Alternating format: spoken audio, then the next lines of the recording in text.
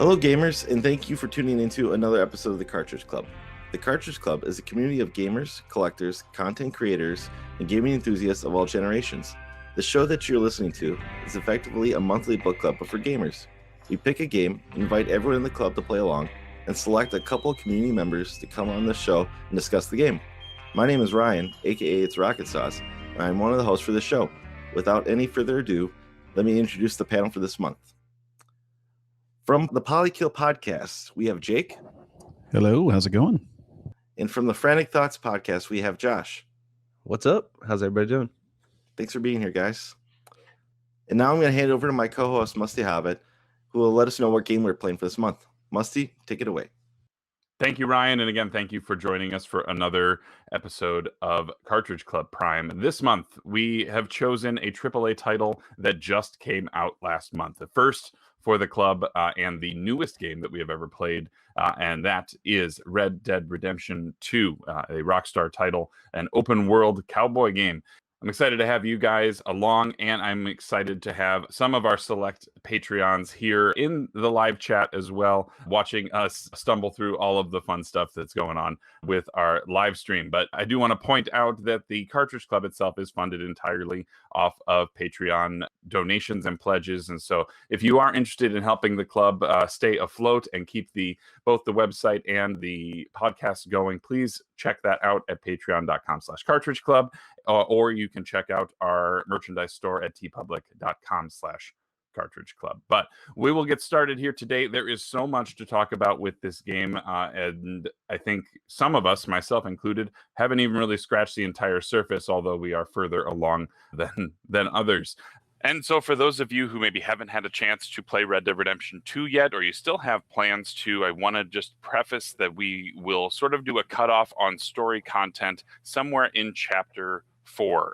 We want to make sure that you can enjoy the end game of this without having us ruin it for you.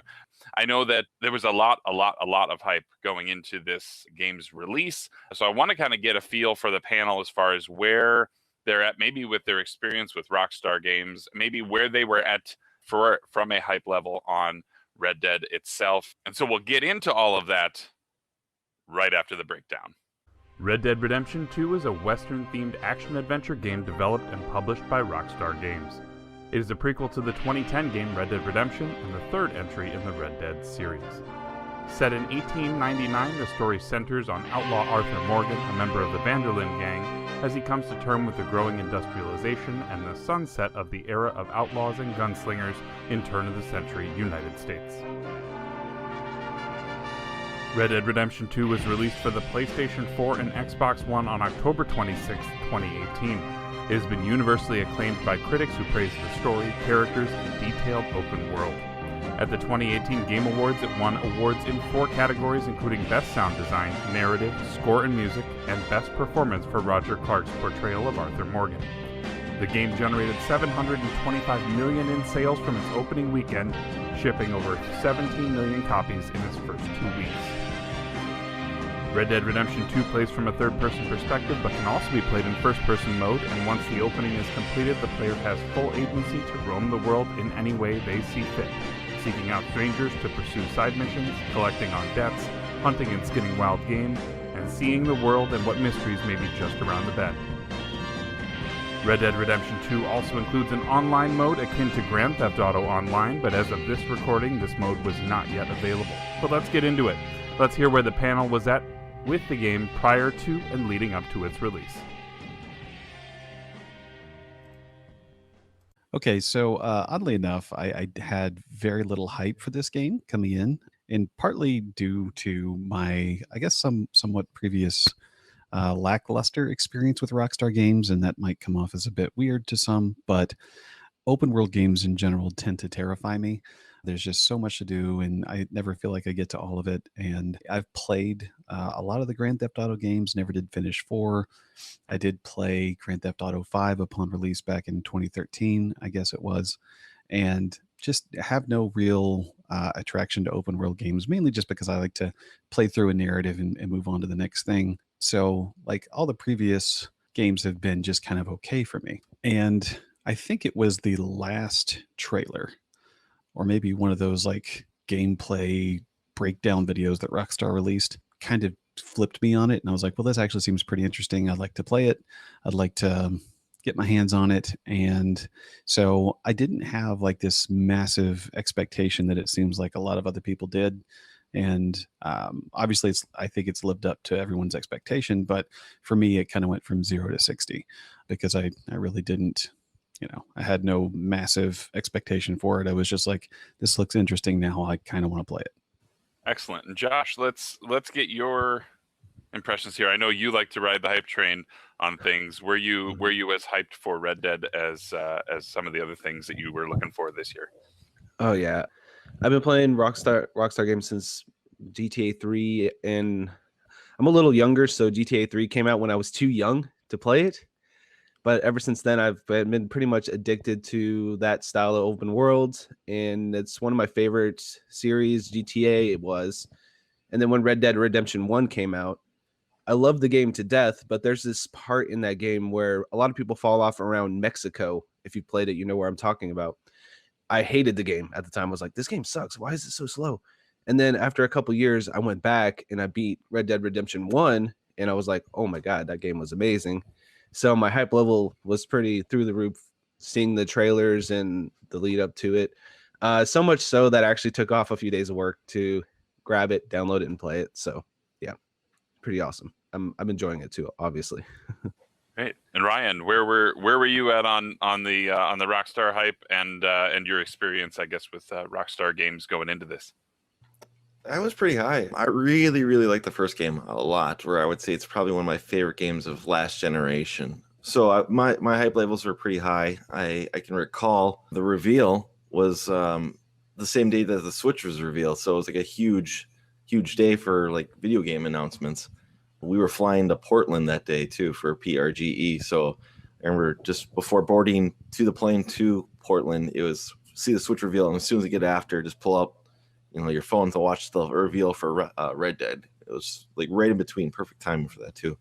But yeah, so I was really excited for this game going in. I tried to stop watching all the lead ups to it. That Rockstar reveal, wasn't that like an hour long video or something like that?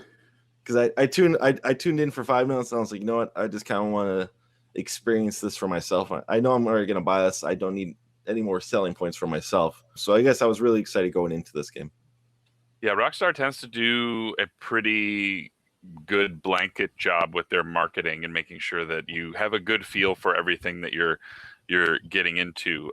And from my perspective, Red Dead Redemption 1 was one of my favorite games of the previous generation, and actually is ironic because it came out the day after I started at my current place of employment, and so there's some association with my early time there with the original game, which I adored. And to those who haven't played Red Dead Redemption 1, why not? You really should go check that game out.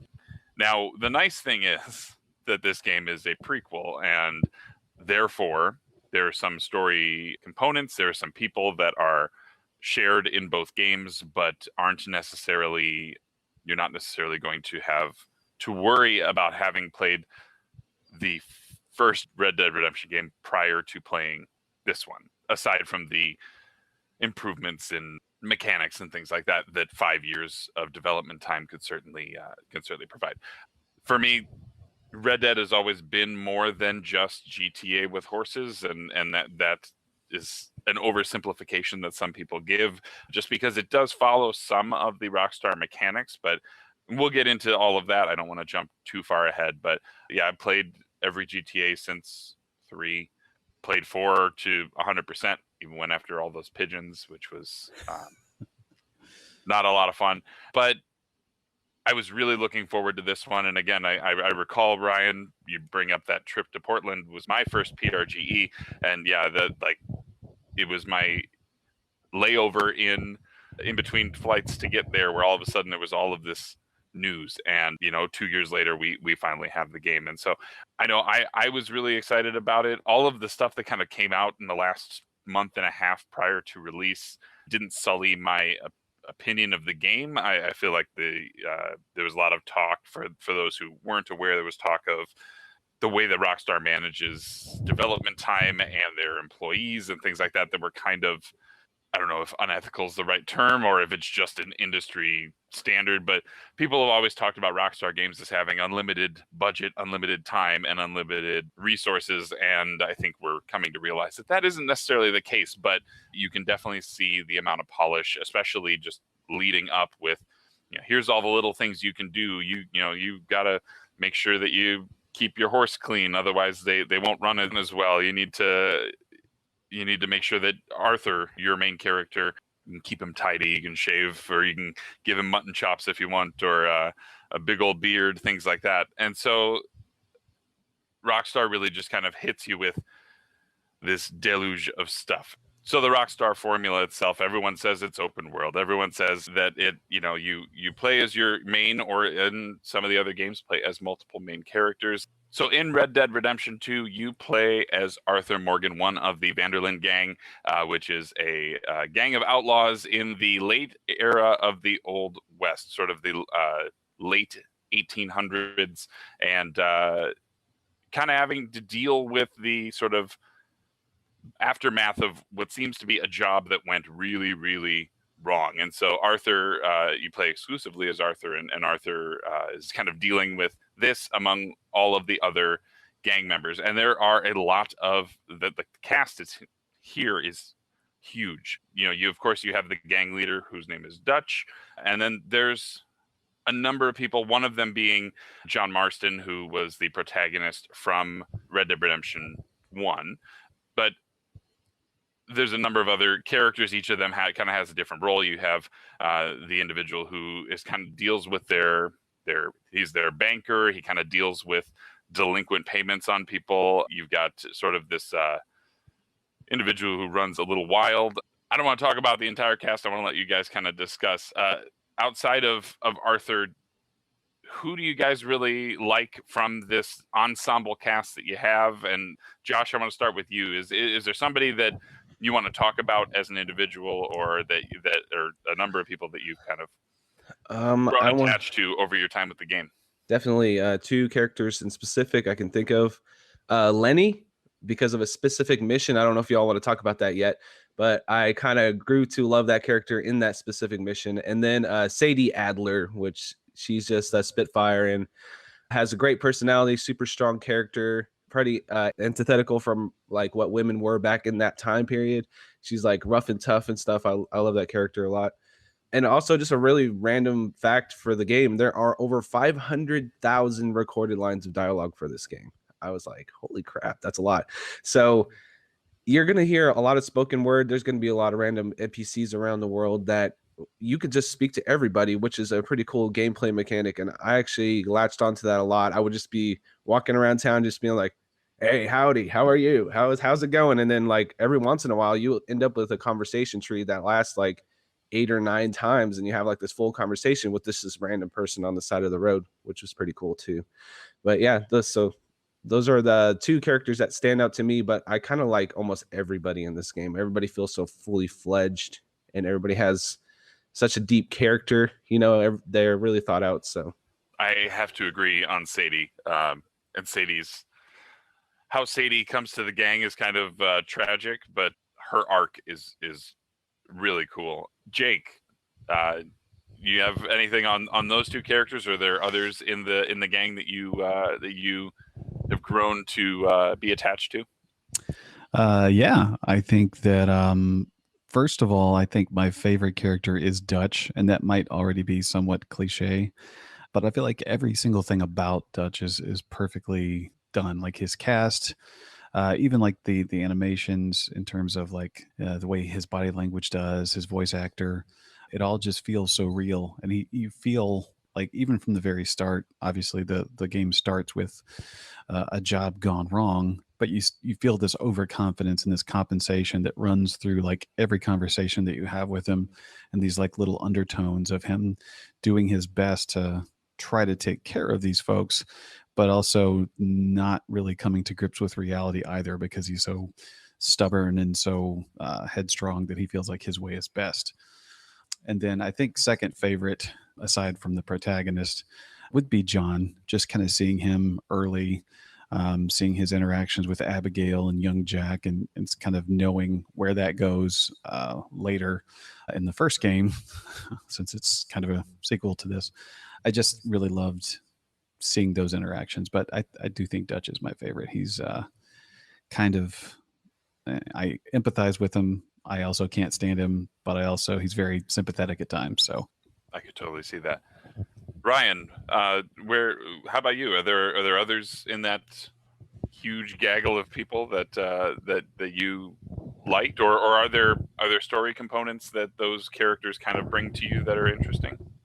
So I'll say probably aside from the main character, Sadie is probably my favorite character in the game. So much so where if they decide to make another game, I wouldn't be upset if they made her the main lead. I don't know if they have any like tie-ins to. I mean, you see John's in this game, and he was the protagonist for the first game. Where if they somehow do a tie-in with Sadie, I think that'd be fantastic because I don't know she was just my favorite character in this whole game. Dutch was fantastic. He was also from the previous game too. You kind of see how everyone gets to be because, like I said, this is a prequel. So, and Micah Bell, who was, he's. We were discussing yesterday, kind of in our pre-recording chat, that I thought I could see ties with him to being Trevor, really some sort of relation to Trevor from the Grand Theft Auto 5 game. You see a lot of similarities, so much so that the actor, I was surprised to find that it's not the same voice actor doing Micah as it was Trevor. So I was kind of taken back by that. So that really kind of stood out with me a little bit. So there's a huge cast here. I'm just trying to pick up my favorites. Is kind of hard. Charles Smith is great. He's somebody who's half African American, half Native American, and he's you see him kind of dealing with the time period, if you will. Like, I guess not really having a place because of that, because it's just who he is and what the time was. So, and he's in this gang, and as Arthur, you're seeing, these people's lives go along with it. I think he's a great character. So, yeah. So these are the ones that really kind of stand out for me out of the giant cast here. And I know I'm not doing it all good enough, doing it good enough explaining the best characters here because there's such a giant roster here. And I know I'm doing it a disservice not picking out more here. Well, I mean, and that's where having such a diverse cast, like just a couple just to throw in there of my own that I like. I really like Hosea, which is kind of he's the like main advisor to Dutch. He's kind of, to me, he seems to be a voice of reason, but he's always looking ahead. He's always like, what's the next big job? How are we going to get out of this? What's how do we get to live our lives again? After all of this is done and after the world has grown up around us and we're still out there, with our bandanas over our faces and holding up stagecoaches, he's constantly looking for that next thing, which I really like.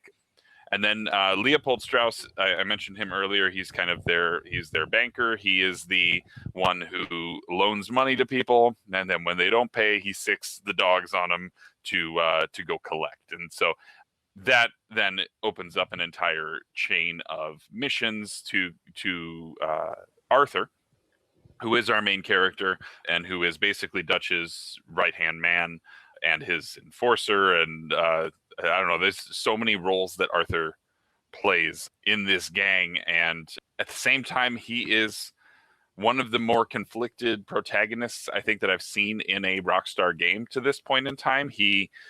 But at the same time, you get to kind of project yourself into the character. So really, your Arthur can be an honorable individual. Your Arthur can be an absolute outlaw, and bounties everywhere. And so I'm curious for you guys what kind of direction you want. For me, I played it kind of in the middle. I really didn't. But when big decisions came up, there's a big decision early on where you and Jake, I think you talked about this on a recent episode of Polykill after the first big train robbery. So I actually want to let you tell your story there. You have to refresh my memory. I'm trying to remember what this is. you got into the caboose of that train, and then you came out, and there were 3 individuals on the ground, and you kind of had to make a decision in that moment. Oh yeah. So yeah, because that's Dutch kind of is overseeing the robbery after everything kind of goes to its foregone conclusion.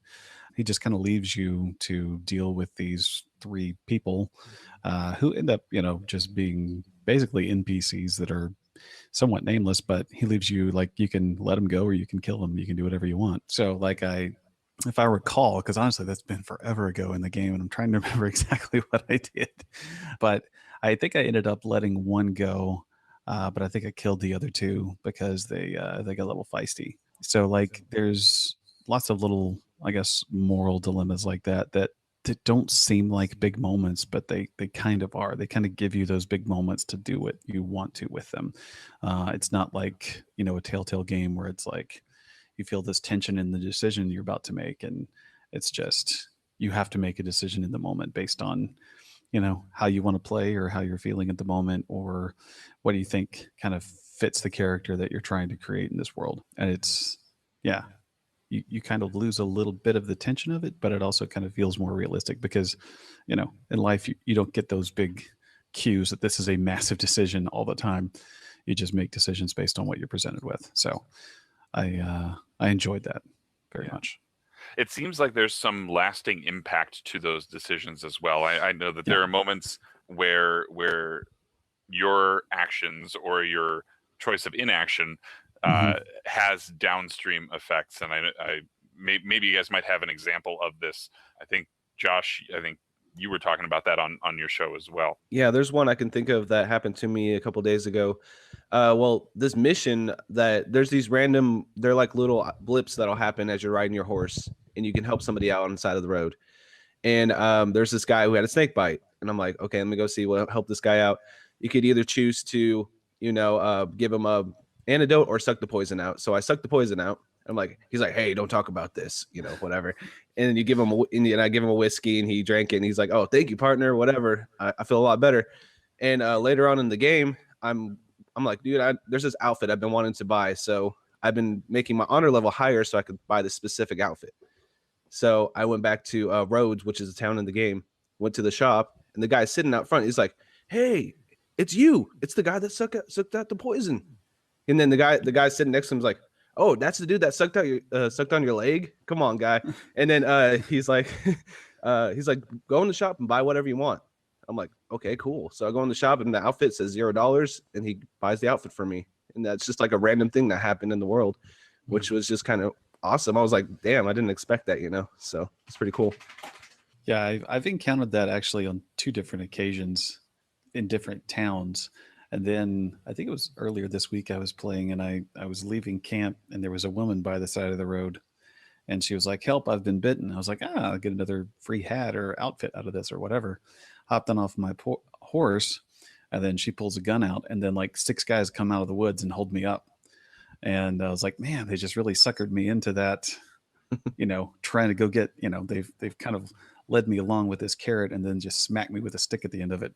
But I love that. I like being surprised, and that, surprised me. Yeah. And I mean, you can go in either direction with those things. Those little blips that pop up, they're all proximity based. So it's not one of the things that kind of differentiates, I think, Red Dead from, say, a GTA is that you don't have a map necessarily that's full of markers. You've got a few things. It's like, here's this area, and this is the sort of known location of. I'll use the Strauss missions as an example, right? Leopold Strauss tells you, like, there's a debtor. They live at this homestead. They're going to be somewhere here, and so there's sort of this white cloud over that area of the map, knowing that you'll find them somewhere in that location. But along the way, you'll ride along, and there was one point I was riding along, and the guy pulled his horse up next to me. He was like, hey, you want to race to so-and-so? You want to go to this place? First one there wins. And in a GTA, there'd be a circle with a race flag on it, right? But this seemed to just sort of pop up organically. It was like, hey, you know what? He's headed in that direction anyway. Why not why not give him something entertaining to do along the way? Because one of the things about this game, and it's both brought out some comedic elements for me. I think you guys might have some stories here too, but fast travel really is not that much of a thing. They really force you to ride your horse from location to location, and sometimes, if you're not paying attention, you will run straight into a stagecoach or run over somebody. There's a story point. I can't remember if there's a story point where you are returning to an area that you had been previously, and in true Red Dead fashion, there's some moody music playing. It's really kind of, you're in this solitude of reflection in the moment. And one of the things and I learned this from Josh, was that if you have a waypoint and you can turn on this cinematic camera, which gives you some really nice angles as you're riding, right? Like, instead of just having that third person pulled back view of you just riding down a path with the trees flowing by, or, here's a cornfield or something like that. You turn on cinematic camera and it's doing these like helicopter shots and that sort of thing. Problem is, at the end of that ride, as I came to that location, the horse didn't slow down because I didn't tell him to. And I smacked right into the place that I was in just as John was going, "Is anybody here?" And then boom. And I saved that video. I'll share it at some point. But it was like, wow, they took this super reflective, emotional moment, and then I just straight up busted out laughing. It was really funny. And I think I ran over 2 guys in a city as well in the process, just because it kept you on the path, but it doesn't actively pay attention to. Yeah, and would that raise your wanted level then right after doing that too? No, I don't think I killed them. I just knocked them over. Oh, that's good. Yeah, Because I've just killed so many people in my Yeah, life. I've ran over a couple people that also you're like, dang it, and you just because then you're wanted level, and then there's cops and shooting at you, and I'm like, damn it, because then you can't do a mission if you're wanted. Right. So you have to get out of the area as fast as you can, and then you can come back. But then there's a bounty on your head, which then if you don't pay that off, they'll come right after you. So I've had a few bounty hunter encounters, and ones where it's like I got all the way to this point. I think it was these Deader missions. It's really like the one side mission that I was having fun with, was that I got all the way to this one location. Just as I was about to walk in, I saw the red lights on on your little mini map. There's these little red dots, or you'll see sort of the edge has sort of a red hue to it to indicate that there's enemies in that direction. The moment that I was about to open the door, it was like, you can't go in here now. I'm like, great. And I turn around and there's 8 guys on horseback. And I proceeded to slaughter all of them because they rode up on me when I was just pulling the trigger on the legendary coyote. Oh no, man. Yeah. So, yeah, gotta pay those bounties. Yeah. So Jake, you've been kind of taken by the hunting, as I understand. I absolutely love it. Yeah, I actually hunting the legendary animals is a lot less rewarding to me because it's more procedural. It's like find the first clue, track it, find the next clue, track it, find the next clue, kill it, which I get. It's more of defining kind of kill because there's only one of these. But I love just trying to go to a trapper or go to a butcher or go to Pearson at the camp and see what pelts I need to get a certain outfit or satchel upgrade or whatever, and then just go out in the woods and track animals and hunt them down and try to get the perfect version of that pelt. And I don't know, it's kind of relaxing in a way. Can I ask you a question about the hunting then? Yeah. Is there a way? Is it just hunting with a bow and arrow to get the best way to get a perfect pelt, or because I swear I get nothing more than the poor pelts, right, if you will. Well, there's a couple of defining ways to get the perfect pelt. One is you have to have at least a 3-star animal, and you can tell the rating of it by just aiming at it. If it's 1 star, it's going to be poor. If it's 2 star, it's going to be good. If it's 3, it's going to be perfect. But then if you find that 3-star animal, then you have to get a clean kill. And as long as you like kill it with either kill it or down it with one shot, you're usually good as long as you hit it like in the heart or in the head. If it's, if you hit it in the heart and it runs off, it'll usually fall over, and then you just stab it while it's on its side, and then it's still a perfect pelt. Bow is usually kind of the cleanest way, but like if you get a bolt action or rolling block, you can usually take out most anything with one shot to the head. And also get that legendary deer trinket. You kill the legendary buck, take it to the trapper, or take it to a fence, and it'll basically help you salvage a kill that's not quite clean. So you're talking about carrying the whole deer with you as opposed to gutting it there on the land, or?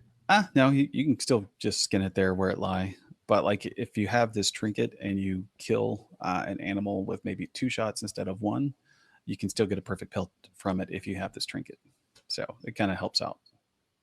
How much progression did you need to get before you were starting to get perfect pelts? Because I have, aside from the one story mission that forced you into doing some hunting, I have skipped over this almost entirely. Honestly, it's really just about finding the locations with the better versions of this animal. So if you look on the map, obviously, if you get the legendary animal map, which you get pretty early or can get pretty early, you'll see the markers where those are. But like if you look on your actual game map, there will be little icons for different creatures. So like rabbits or bison or whatever. And the areas where those are tend to have like a higher level of deer or fox or whatever you're hunting. And you can kind of go from there. So it's really just about finding those 3-star versions of those creatures. Okay. It's not a leveling thing where it's like, no, the first time you go out hunting, it's only ones, and then you eventually work your way up. It's just, as far as I know, that's not the case. It's just about going to an area where the good ones are. That's good, because that seemed like something that was really daunting to me, because everything else kind of grows in intensity as far as these missions go, and so that was not a deterrent, but just it.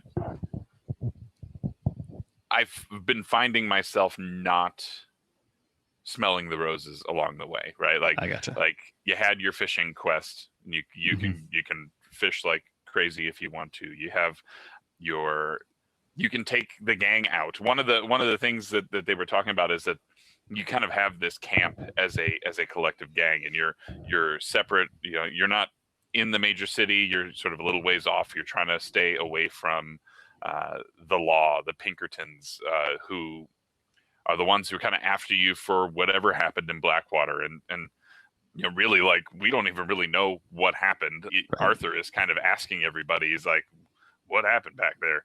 And it's just you get inklings of, it went bad, and but you don't really know what truly was supposed to go down or what did go down, which again kind of brings this air of mystery over the whole game and the gang and what they were trying to accomplish. But the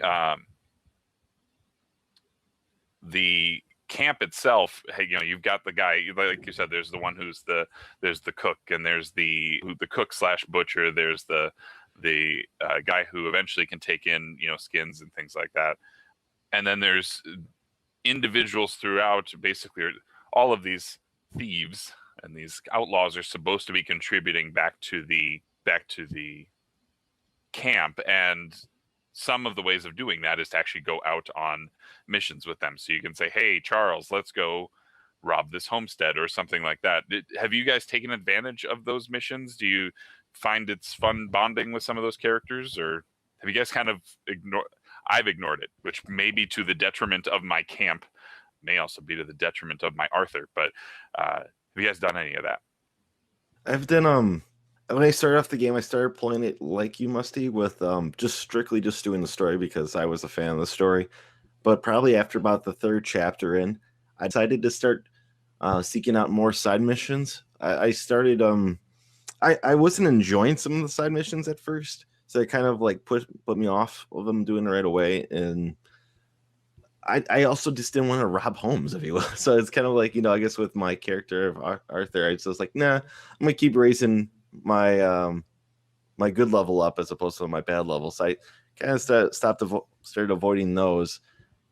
But I ended up starting to seek if I see a question mark, someone you need to talk to is in this area. I started heading off to those areas, started doing it because I was like, I want to see this world more. My map, I want to open up the map a little bit more. So there are side missions that like will affect the ending of the game, where it will change how the story ends if you do one by your actions in these side missions too. And I was kind of checking last night to figure out why. I found out that this one thing happens, and I don't want to spoil it for anybody because I beat the game last night.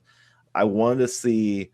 I didn't know that there was a different outcome for this. I thought it was just premeditative. This is going to happen in the game. Turns out that can be completely different and change. And it's all by one decision you have to do on one of these side missions for Strauss going to collect money for somebody. It's all about what you choose in that mission, how it changes the game or not. So changes the ending, if you will. So little stuff like that. And then I remember this kind of became like a discussion with friends sitting down for supper, having a beer, talking at the bar, and we're all playing this game. And my one buddy goes to me, "Oh, did you do this one mission?" Like, no, I never heard about that. So, and he's like, "Oh yeah, this happens and everything." So I'm like, "Okay, well, I want to find this mission." So I ended up finding like a Wikipedia and trying to find where this mission is, because that sounded like a lot of fun, and turns out it was great. So I ended up like actively seeking out some of these side missions that are not really like tied into such serious story, but they're fun and goofy. I'll give an example right here. There's a UFO sighting in this game where you can trigger it. It's not a side mission, but you can trigger this whole story. You find this house with all these skeletons in it, and it's just, you see one of them's wearing kind of not like, I don't know, like a priest like towel on his head, or like just an outfit. It's like and you see there's a letter saying like, our souls will be coming back in the year 2000, and we're being lifted to the skies and everything, and the big green light will come down at the second hour of the morning. So like, of course, then you put, you have to come back at night. So like, I would just set my campfire down, come back at night, and then if you walk in the house, you hear like the spaceship noise, and the green light comes over the building. I'm like, whoa, stuff like that was it's like it says, well, it's off the beaten path, and it was fantastic. I was little side missions I started enjoying more, where I was like, I'm gonna seek some of the stuff out. Maybe it's just because some of the early ones didn't bring me in, where it was kind of maybe it was a detriment to me wanting to do them. Also, getting robbed fairly early in the game too by people on the roads, like, made me want to not help people on the roads. Come later in the game, here I am stopping anytime I see a question mark or someone asking for help on the road, basically. So, yeah, last night I had a bad encounter there. I pulled off on the side of the road. There was a tent, and there was somebody screaming from inside the tent, and I came up and I peeked in the tent, and as I peeked in, he came out with a gun, and then another guy came up behind me, and they robbed me of my money, and then I proceeded to end them and took my money back. Yeah, it seems like there are times when you can seek out things, and there are times when things get the times where things seek out you. Jake, you have a really good story that you brought up last week on Polykill about just a mundane thing as setting up your camp. Yeah. So like, obviously, like I said, I've been, especially in chapter 2, like I was in chapter 2 for probably 20 hours in terms of story, just doing a lot of hunting, just, constantly hunting, and took it to the trapper kind of in the, I guess the northeast section of the map above Valentine. And I got out there pretty late. So I was like, I'll just set up camp here, fix some food, have a cup of coffee, go to bed, and then just head out in the morning. Set up my camp. And when you set up your camp, there's just, it's not really a cutscene. It's just kind of like this passing of time, like fade to black moment. And then it sort of fades back into you sitting by your campfire. Well, I did such, and then I noticed that like when it was fading back in, something looked a little different. And it was zooming out from the back of my head. And as it did, I saw a gun to my head in the middle of the woods. And I was like, what is going on? And I see this guy, he's to my right, overalls, scraggly hair, kind of like very gangly features. And then from behind him walks this other guy and basically proceeds to tell me that I shouldn't be in this area. I shouldn't camp in this land. I should get out, blah, blah, blah, blah, blah. I haven't encountered this group before or since. I imagine they're kind of in the northern part of the map, but they're the Murfree Brood. And they're kind of in the northeastern area because after you tell the story, it happened to me like the next day. So oh well, okay. So yeah, anyway, they threatened me, and then I stood up at my campfire and then antagonized them as they were getting on their horses, and then shot them both in the back because you don't threaten Arthur Morgan. But yeah, I mean, it was just one of those moments where like just completely dynamic, did not expect it. I was not expecting anything like this to happen. It was literally, I was going to complete a transaction and go to bed. And then, I get, held up at my own campsite in the middle of the woods. So this was just one of those really surprising things that happened in the game that I just haven't really experienced in other games without it feeling like it's planned or part of the bigger story. This is just like a small event that just happened. And I love that. Yeah, it's pretty wild that they've gone to such a length to have these things that just they don't feel scripted, but somebody had to come up with this, and that I think is really cool. One thing I wanted to mention, and I wanted to mention and say hi to our friend of the show, Dean from Round 2 Gaming. He was talking about in the forums some of his experiences. He talked about dinosaur bone hunting, and I have no idea how that thread even comes up because I just but he was showing off this. He got some like fancy new sort of horned helmet deal out of it, which is just it's crazy how all these little pieces coming together. And I know, Ryan, you've run into a group that I don't think any of us have run into, and it doesn't seem like a lot of people are talking about them even being in the game. Want to talk about that briefly, or was that just whispered be in there? Are you referring to the Ku Klux Klan? Yes. Yeah, so that was definitely one of those surprise ones that I found out like why I saw it too, because apparently there's more than one event. It happens 3 times.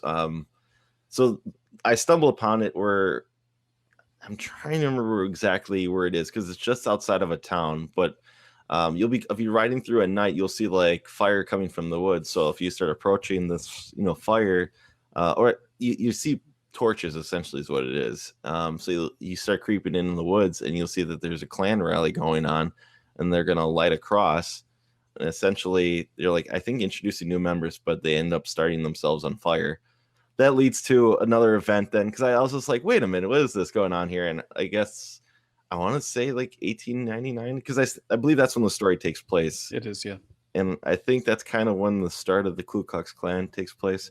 So they're having their little chant and rally, and then I found out there's 3 other events where then after it there's another event, because I had to look this up because I couldn't find any more about information about this. There's another event where something badly happens, and then eventually there's a 3rd event where if you stumble upon them at night, there's like nobody showing up, and they're like, the hell with this, and they just throw all their gears down and just walk away. So it's a little stuff like that. I think it was fairly interesting. They don't glorify them in any way. They make them look terrible by looking stupid, which is appropriate. But there's so many great little side missions. I saw the dinosaur lady. I have no idea though how to, because you stumble upon this lady asking for help, and she's discovered a dinosaur bone. She says she does this for a living, and she explains to Arthur what dinosaurs are. And from there, like she says, like, oh, if you find any dinosaur bones, let me know so I can collect it. You'll be rewarded. This is what I do.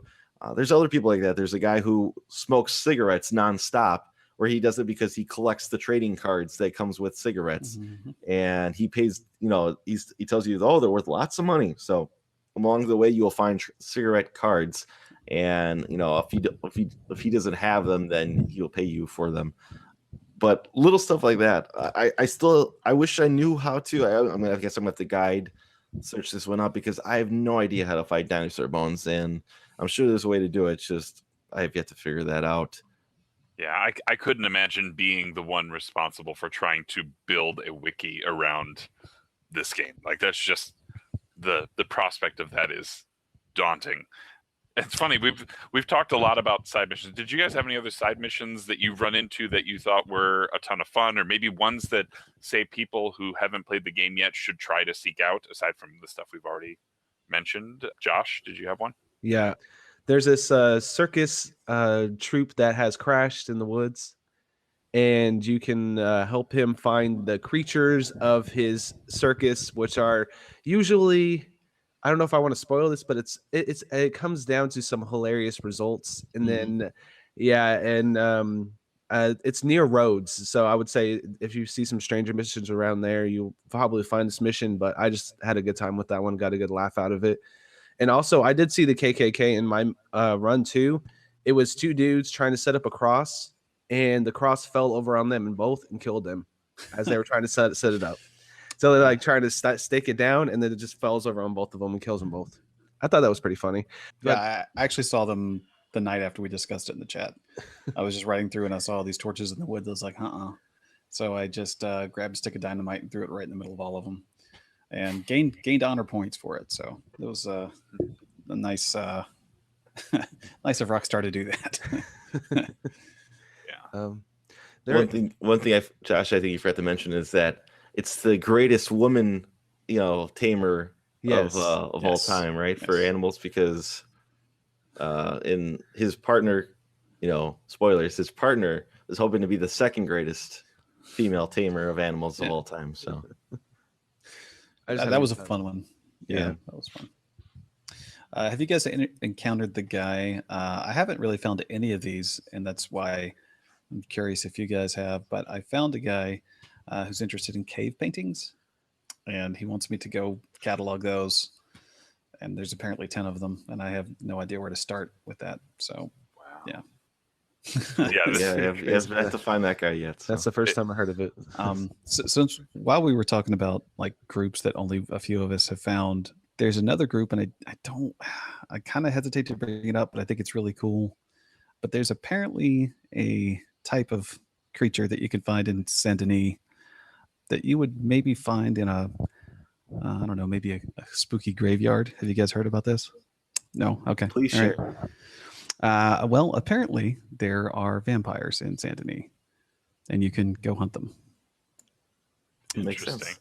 Because so Saint Denis is essentially supposed to be like New Orleans, right? Right. Yeah, that's so it makes sense with Anne Rice. And because like I heard somebody at my campfire say, "I've heard there are people in Saint Denis that drank blood," and I was like, "What?" And then after visiting there, I was like, this would be the perfect spot for a vampire. So I have no idea what it entails. I think they're there. That's all I know. The breadcrumbs are there. I came across a guy last night when I was playing, and he was in pain on the side of the road, and he was like, they're in me, the darkness. Ooh. And I was, and so he kept muttering the name of the place that he was from, and so I threw him on the back of my horse. I brought him back to his place, to his people, dropped him off on the porch, and the guy's like, "I don't have anything to give you. We're rich in friendship. We're rich in friendship and love, but we have nothing to give you." And then the guy attacked me, and then I had to subdue him, and I think I may have knocked him out, and they pulled him in. I don't know what's going on there. I don't know. I don't know if that has anything to do with this, or if he's just mentally unstable. It is, and it's something that's effectively affecting their town. I found that guy, and there are missions to go with it, and it's a fun one basically. So nice. I haven't done that one. Yeah, I did find. Has anyone found? I hate to get just going on about this, but I left Valentine one time and went under the train trestle and found a body hanging. Oh yeah. Mm-hmm. Okay, I haven't found anything else from that, but along the cliff there was written, "Look upon my works," and like there's this like part of a map stuck in a severed head. So I can't wait to figure out what that's about. So many little stuff, and the funny thing is, none of these are marked on the map. Yeah, none of it's on the map, and none of this has really much to do with the main story. And so, yeah, I think some of the side missions are actually probably more like the some of the highlights for me for the game, to be honest with you. And I mean, the story is great, but like the side missions is kind of Yeah. like that salt and pepper on a steak, essentially. It's one I could think of before I ran away. It's like there's one where you go into a bar and there's this woman drinking with a pinhead. If you know what a pinhead is, it's kind of a circus freak person, if you will. They're looking for the Magnifico the magician, I guess his name or something like that, and they can't find him. He's left them, and he's part of their act. They're a 3-person act, so you have to go seek him out. And I thought that was a fun side mission too. Nice. So many.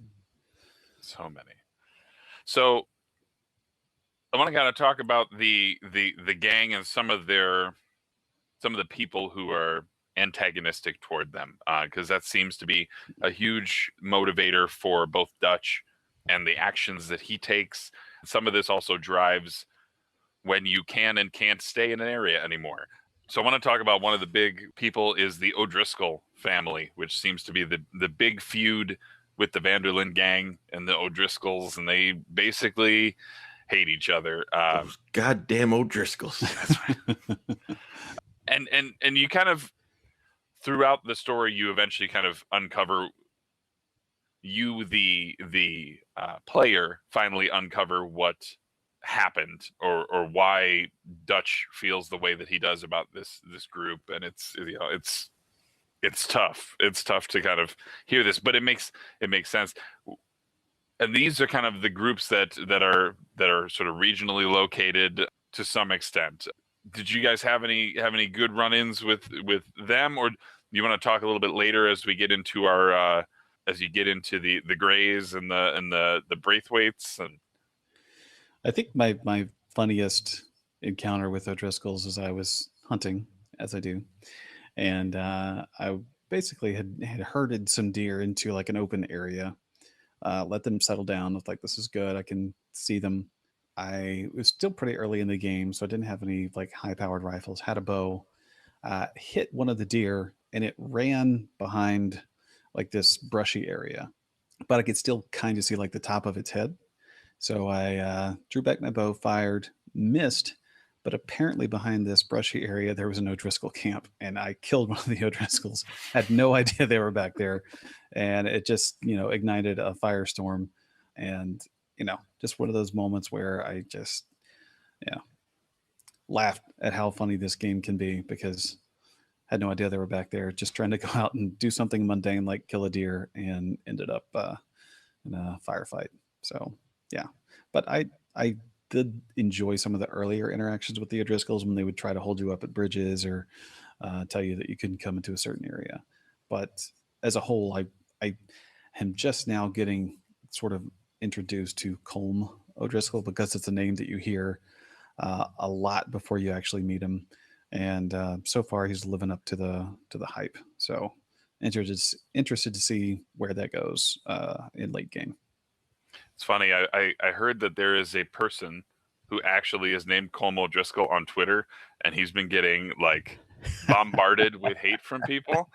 I think it actually sparked this like mini like thing where like you just have this string of other people who have popped up who'd be like, yeah, I feel you. And I can't even remember a good example of just one of those names where it's like, wow, it sucks to have a video game character named after you, and then have them be, like universally hated. So I saw a little bit of that going on comedically, but yeah. So the O'Driscolls, they've set up ambushes. I've been ambushed a few times as I'm just riding on the road, and I've had a cart, like a cart that's on fire, just come right across the road and hit a tree in front of me, and I've had to quickly kind of.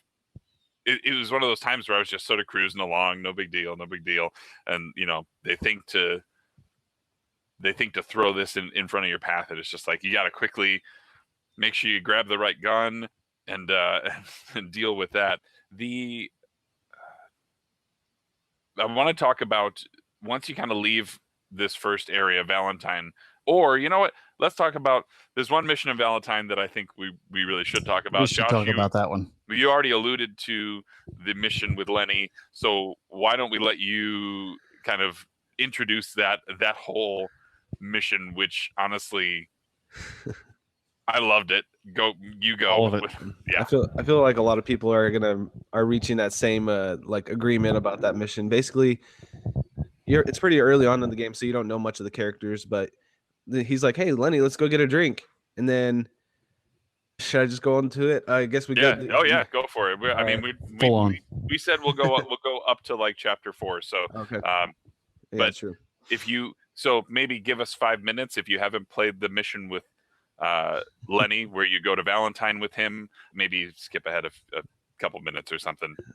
Yeah, but basically you go to Valentine with him, and a lot of shenanigans ensue.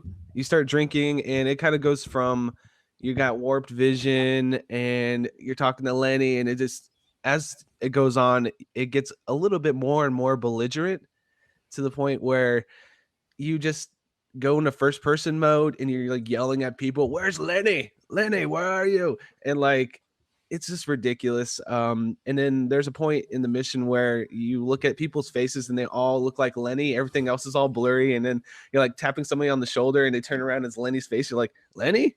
He's like, "Who the hell are you?" You know, stuff like that.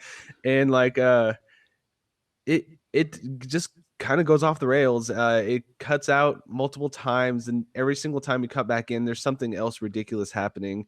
There's a point where you could choose to not drown somebody. You're just randomly drowning somebody outside. You can either drown them or not, and that's kind of taken into account. And I feel like this mission kind of just can go off the rails either way. You could either end up in jail or end up in a random field somewhere. Because I had this conversation with somebody because I ended up in jail at the end of everything. And he's like, "Yeah, I was just kind of in the wilderness.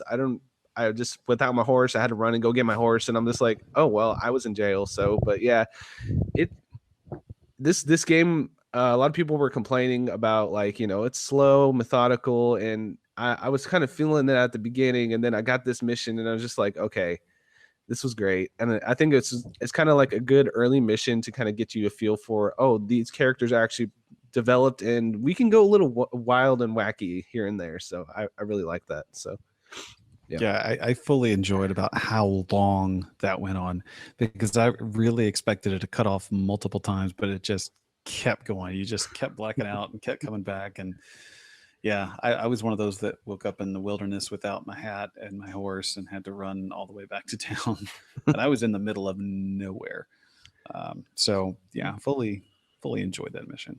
Yeah, I think I was trying to escape from the cops and I tripped on a fence. Like you had to jump a fence, but if you don't time it right, you trip and they take you they take you away. Or at least that's where I got taken away. That's probably what happened. Yeah. That's that great. Makes sense. That makes sense. I woke up in a jail. Even all the barmaids have Lenny's face. And, yeah. Just the voice actor really kills it in that part. Just Lenny. I just the way he says it. He sounds belligerent, which is just great. I love it. It's one of those where you actually have to press the button to call out for him. Yeah. Which calls back to games like Heavy Rain, and maybe this can be the new example of that mechanic. But that's pretty. It's a good tone setter for the fact that this game isn't like up to that point. Like you said, you're doing a whole lot of introducing. You haven't really had a ton of just sheer fun, and then that mission kind of opens that up. It's a blast. That is a really good time. Now, one of the things is, as with an outlaw gang has a tendency to do things kind of go south in an area, and it kind of forces you to move along. And so, leaving Valentine, you end up heading to this other area, which seems to have no knowledge of who you are as a gang, but they are looking for deputies, and so they end up deputizing Dutch and Arthur as the new police in the area. And you come to find that there's this ongoing feud between these two families, And so you've got the Greys and the Braithwaites, who have a mutual hate for each other and both claim to be rich beyond imagination. What did you guys feel like getting into this section? Like, what was it like to be all of a sudden put into like a position of power? Ryan, did you what was your kind of take when all of this started happening? I mean, I thought it was kind of funny because you help the police because you notice one of your friends is arrested in the police car, right? Who's a part of your gang, but he's always in and out where you see him and then he leaves. You see him and then he leaves. And you see him, he's asking for what's that? Trelawney? I believe so. The actor it was. guy? And I believe so. He asks you to free him, and what happens is when talking to the police, trying to figure out what your friend did, that you find out it's called that the 3 other people he's locked up with escape. Cops ask for your help to chase him down. Dutch tells Arthur to go get the 3 on there, stop them. So you chase them down on a train, and eventually you want to take all 3 in because they want them. I believe they want them to hang. So they don't want you to kill them. They just want you to knock them out and, hog tie them if you can. Upon doing that, they say, "Oh, thanks for helping us." And Dutch sweet talks to the sheriff, sweet talks him into making you part of the police department for that town. And then you end up discovering the Grey and the was it the Braithwaites? Braithwaites, yeah. Mhm. Braithwaites. And I personally like that part more, a little bit more, like diving into the family's like history. There's a kind of a Romeo and Juliet story going on because one of the daughters loves one of the sons from that family and they want to run away together. But you ultimately end up like resorting to your old ways as a gang, basically, and you rob a moonshine cart, I believe, for the Braithwaites. And it kind of starts your whole like relationship with them, essentially, where Hosea has to go and sweet talk Catherine Braithwaite into it, and eventually goes bad for you guys down the road, where John Marston's son ends up getting kidnapped by them, and then that starts kind of like a little mini war between the Braithwaites and the Vanderlyn gang. So that I thought that mission was fantastic. I love how it takes. I don't know. At least for me, it took place at night. I don't know if that's like determined, like it has to take place at night, or if it's on the clock, if you will. Because sometimes it doesn't matter what time of day. It just seems to go like that. For me, it was at night, and I thought I thought it was great how like it kind of came through with you eventually burned the Braithwaite's house down after killing all her sons, and essentially just leaving her for basically in shambles. And I believe she just runs back into the house essentially on fire, if I do remember correctly. I don't know that she. I think didn't she see that. survives. I think she survives, but she's just this husk of a person at that point because everything's been taken from her. I fully enjoyed like the cinematic aspect of that, because like when you are, because for me it was also at dusk, you've got the most people together in the gang doing one thing that you've had more people together doing one thing than you've had previously. So there's like 7 of you or 8 of you riding up this road, just surrounded by these massive trees, this big house, ominously at the end of the drive. And, the windows are kind of glowing from the inside light. And it just kind of made me think, man, this looks like a big monster at the end of this road. And then you have the confrontation and the gunfight. And you're just, it just feels like absolute chaos because you're all these grimy outlaws kicking in doors, killing people. And it just feels just really cinematic. And I really loved that mission. I think that was the high point for me, was that confrontation showdown.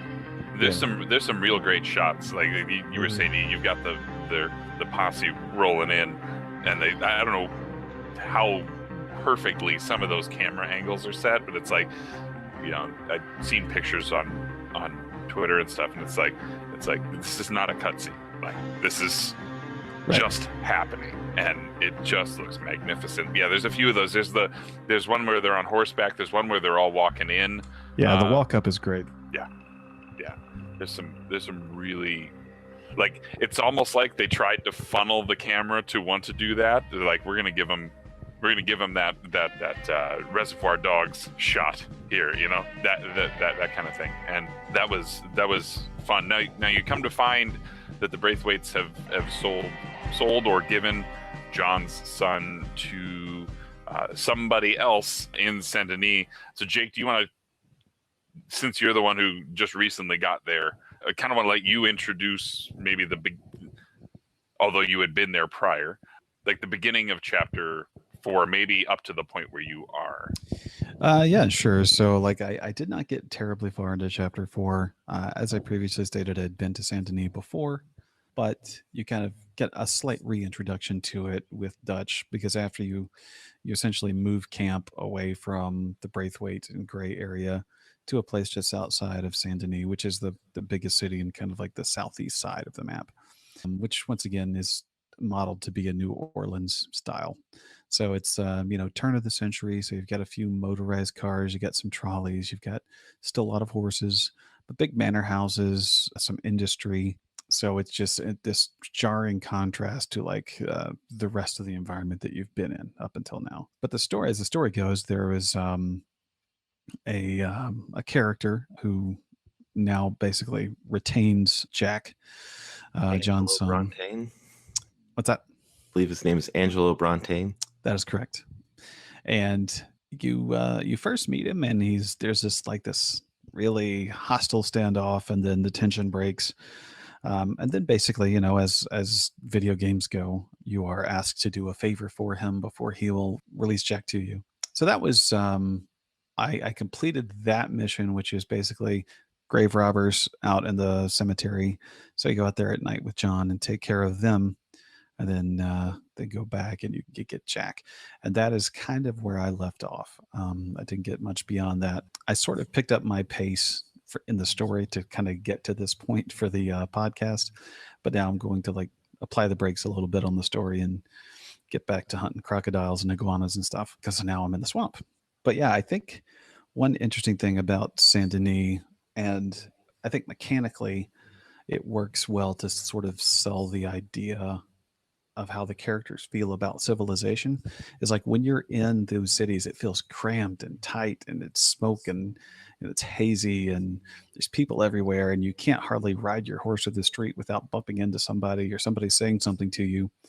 And it's kind of frustrating at times just trying to move around in the city.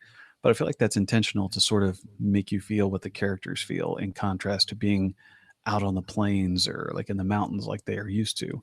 And you kind of get the sense that that was kind of intentional to make that feel cramped and difficult as compared to just riding on the open range. And I really like that contrast. Yeah, you can definitely tell that Arthur feels out of his element. Very few people are walking around with weapons on them. You get a lot of men and women who are just going about their day, and I do love the sound that they've done for the city, though. Just even the cobblestone streets with the horses, and just the hustle and bustle that's going on there. And I'm sure there are areas and corners and of that city that I have yet to see, because I've been going toward those yellow markers, and it's like, okay, let's figure out what's going on with this, or what does Bronte want now, that kind of thing. But yeah, the story, you've got a lot ahead of you, Jake, and I have a feeling that you'll enjoy where things go, but it's totally justified to pump the brakes there, as I've wanted to tell myself to do a few times, but I just keep muscling ahead on that.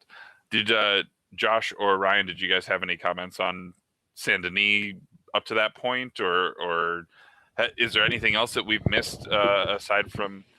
I know we didn't mention Leviticus Cornwall, who's kind of he was kind of the reason why things went bad in Valentine. I didn't really, well, that was the bank robbery that went bad in Valentine. But you basically robbed from his train, and then he has ties to the Pinkertons, which is the sort of big law enforcement that's akin to like the feds.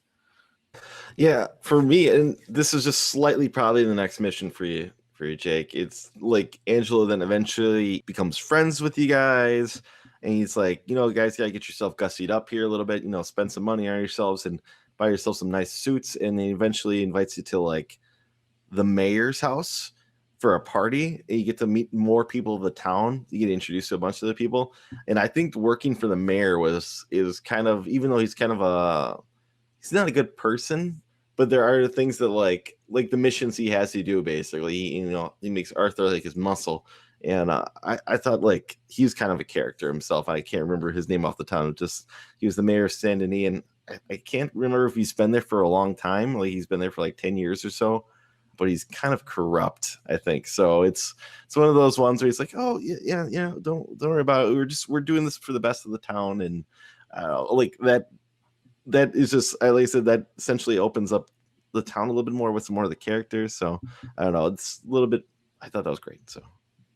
Well, it seems like that's an overlying theme, is that everyone seems to be above board, and there's some flavor of corruption in there that's causing them to do things the way that they do.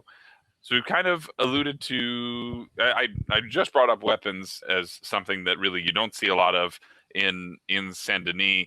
I'm curious for you guys if you have sort of a favorite. One of the really cool things about this is the level of customization that you get in both your apparel and your weaponry, and even down to like the little pieces of your horse's saddle and all of that. Do you guys have like special elements that you've incorporated into your version of Arthur that you really like? And it's like, if I'm all things being equal, this is the thing that I want on me at all times. Josh, let's have you go. Okay, we're just talking about weapons or just the all around? All of it. Like let's just talk about customization as a whole. Okay. Are there things that you've done that you're particularly proud of, or that you're like, this is what makes my Arthur special? Okay, his hair. That's the number one thing for me. As the story evolves and changes, and what I feel like Arthur's mindset is during that time period is like what I want his hair to look like. So when he goes to Saint Denis, I cut it all down, a buzz cut, fade, perfectly shaved, got like the nicest dapper suit I could find. And I'm like, okay, I'm in this town. This is my Arthur right now. This is his mindset. I'm going to be part of the city folk. I'm going to look like this. And then later on in the story, some stuff happens. I won't spoil that. But I'm like, oh, Arthur is a little more down in the dumps. He's not going to be shaving anymore. He's going to put on his rebel outfit, and he's just going to look all scraggly and, like I'm out in the wilderness and going to look like unkempt and kind of mean, I guess. And when it comes to weapons, I do prefer just the regular repeaters. Most of the time, that's pretty much what I fall back to. But it is really fun, which they have the mechanic where you can have two revolvers at the same time, which I find like one of my favorite things is pull both revolvers out, hit Deadeye, which basically, if you guys don't know what Deadeye is, I guess we haven't explained it yet. We slow down time, and you can like tick mark different parts of the people's bodies, and have that dual revolver and just and I think that's a lot of fun. And I also like the semi-auto shotgun, which I never got through the story, but I saw it in the shop, and I was like, man, I got to try this out. And I thought that was a lot of fun for more close quarters combat. So yeah, and I like to make all my guns black and then have an ornamental engraving on them with gold inlay. That's just how I have all my guns. So yeah, got really particular when it came to that. So yeah, Nice. a lot of fun customization in this game. Yeah, for me, I in general, I keep my Schofield revolver at all times, and I tend to, well, I've played with it a little bit, but I landed on blue steel for everything with a gold hammer, gold trigger, and then gold filigree inlay on it. So it looks pretty sharp. But I've always tried, kind of like Josh, is to try to match my look with kind of what I'm doing. Shortly after getting to Saint Denis, I cleaned up, got my hair cut. My beard was as long as it could be without like applying oil to it. So it was like, I guess, 6 of 8. So it was pretty long. So I trimmed it down into a nice Van Dyke, and then got myself a hat that is more of like a city folk hat. So basically, I was trying to make him look like Doc Holliday from Tombstone. So Nice. that was my goal, and I'm pretty close to it, I think. So, but yeah, I did get the semi-automatic shotgun, use that in close quarter stuff, but tend to stick with my repeaters. But I do have very fancy holsters, and I've had those for a while for my my pistols. I do have a volcanic in my offhand though. Like that one a lot. Yeah, for myself, I find myself using the repeater the most when it comes to, like, I guess, the giant gunfights. But my favorite gun to use is, eventually I got a repeater shotgun. But the only thing about it is, it seems like shotgun ammo is really hard to find in this game, while repeaters everywhere, because everyone's got repeaters. So, like, I found myself having to go to the gun stores and buying up almost all their shotgun ammo, because I was using up a lot of shotgun ammo, because it's so overpowerful, just unleashing a shotgun on people. And I had to automatically, I got to a point in the game when I had just so much money, and I just figured I spent it out, a majority of it already on the camp. The camp's very well taken care of. Now it's time to treat myself here. So I just started making the guns as, like, most powerful and accurate as possible, or everything got a scope on it, or a view on it. It all got rifled. They all got longed. You can make them have a longer barrel on it. And then I made everything gold. All my weapons, I wanted to be gold. Just obnoxious. It's like, it's just a way of saying, like, I have money. So it's like, all my guns, every single one of them had to be gold. Everything on it had to be gold, with the exception of maybe, like, I guess, like, the parts that have to be wood on, the handles or something like that. But then if it was like a revolver or any kind of handgun, it had to have the pearl handle. It had to have, so, and I get that from Cobra, from the Stallone movie Cobra, where he's got those pearl handles with but he's got a Cobra on it. I didn't add any, like, little signature engravings. I figured I wouldn't be able to see it myself when I'm riding along. And to me, that's the big draw of it, where I'm like, if I'm driving around and I accidentally picked up a new gun and I notice that I don't have a gold gun on my back or in my holster, that I have to quick stop, switch it out so I have my gold, so I know where I'm at. Now, I know that's probably not the smartest thing in Vandal, because probably make you stick out, but this is a video game and I want to be obnoxious, if you will. So yeah, for mostly for Arthur's customization, I guess maybe when I went to Saint Denis, I made myself look a little fancy there. And that's even before meeting the mayor. I just figured I had the money, and I found this, shop for tail myself. I was like, all right, I'm gonna make myself look nice and clean, and for a change. But I ended up just finding myself just going back to, I guess, my regular gear.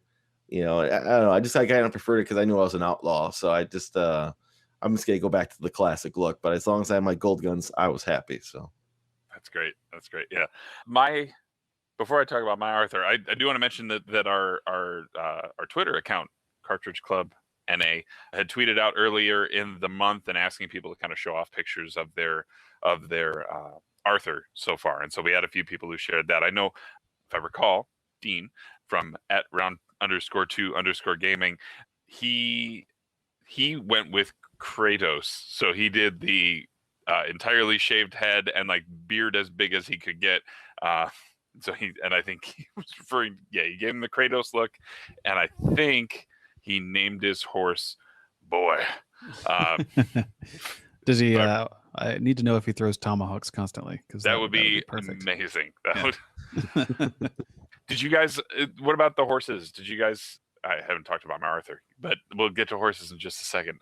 My Arthur, I tried to keep him as close to clean shaven as possible. And I really only let the story missions kind of dictate the clothing styles. I kind of just like the vest look that I was going with. One thing I found myself doing a lot is when I was in sort of these encounter areas, if I took a guy out and their hat was on the ground and I didn't have one on my head, I just picked up their hat and put their hat on. And then I would just swap them out sometimes. Sometimes I just didn't like how it looked. Like, there's one that looks kind of like a Mountie cap, so it's got like four divots on the top, and it's just kind of, or like what's his name, the bear, Smokey the Bear. It's a Smokey the Bear hat. That's what I was thinking of. But yeah, I went through some customization on my weapons. I love the volcanic pistol. And I tried to make sure that I've got, because they allow for multiple ammo types. I try to keep enough there so that it just naturally flows into the next one if I exhaust the basic ammo, because then that's that time where I need that extra little oomph. But I have found to be getting by with that one pretty well.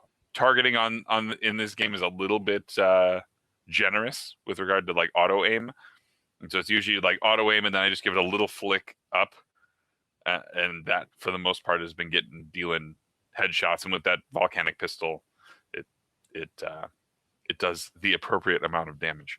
Yeah, and sometimes triggers those. And you can turn this off. There's some moments where it does like the slow-mo bullet cam, showing you like what angle the bullet went in on the guy, and just like The this Max Payne 3 effect.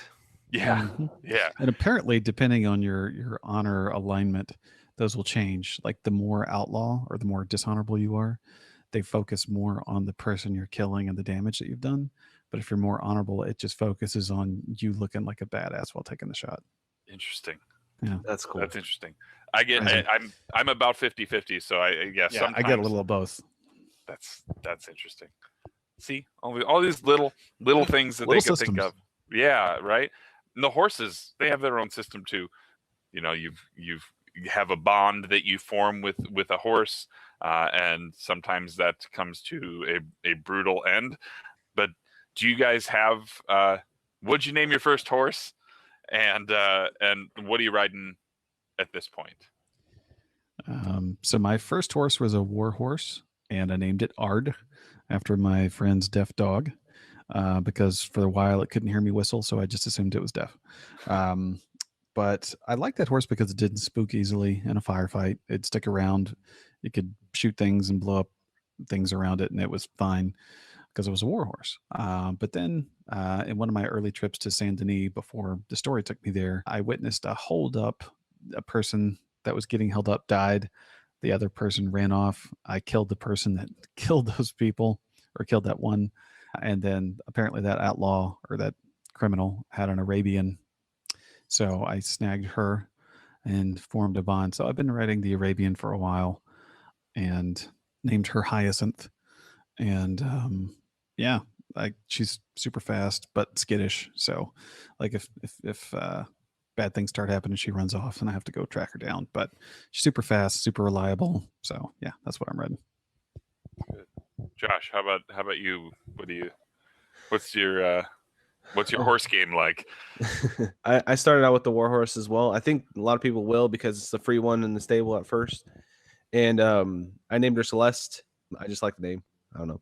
But that horse was good for a while, but I went and did the gunslinger missions, and there's this one where you're riding on a horse. I mean, I'm riding on a train trying to kill a guy.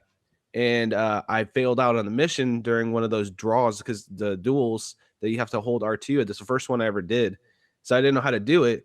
And I got killed instantly. And then I spawned back in. My horse literally spawned underneath the train as it was on track and died and just got destroyed. And it saved right after I did my mission too. So I lost that horse.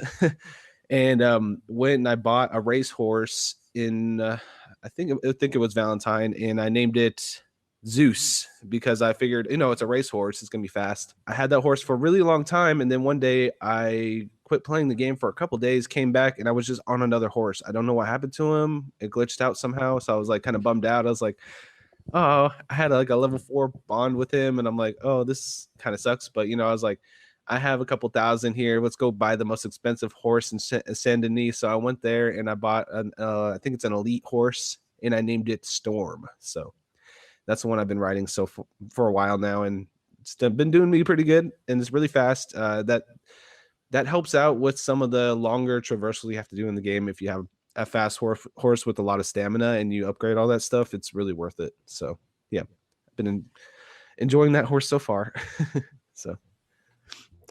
So I picked up a female racehorse. I bought the female racehorse at Valentine after selling that first horse.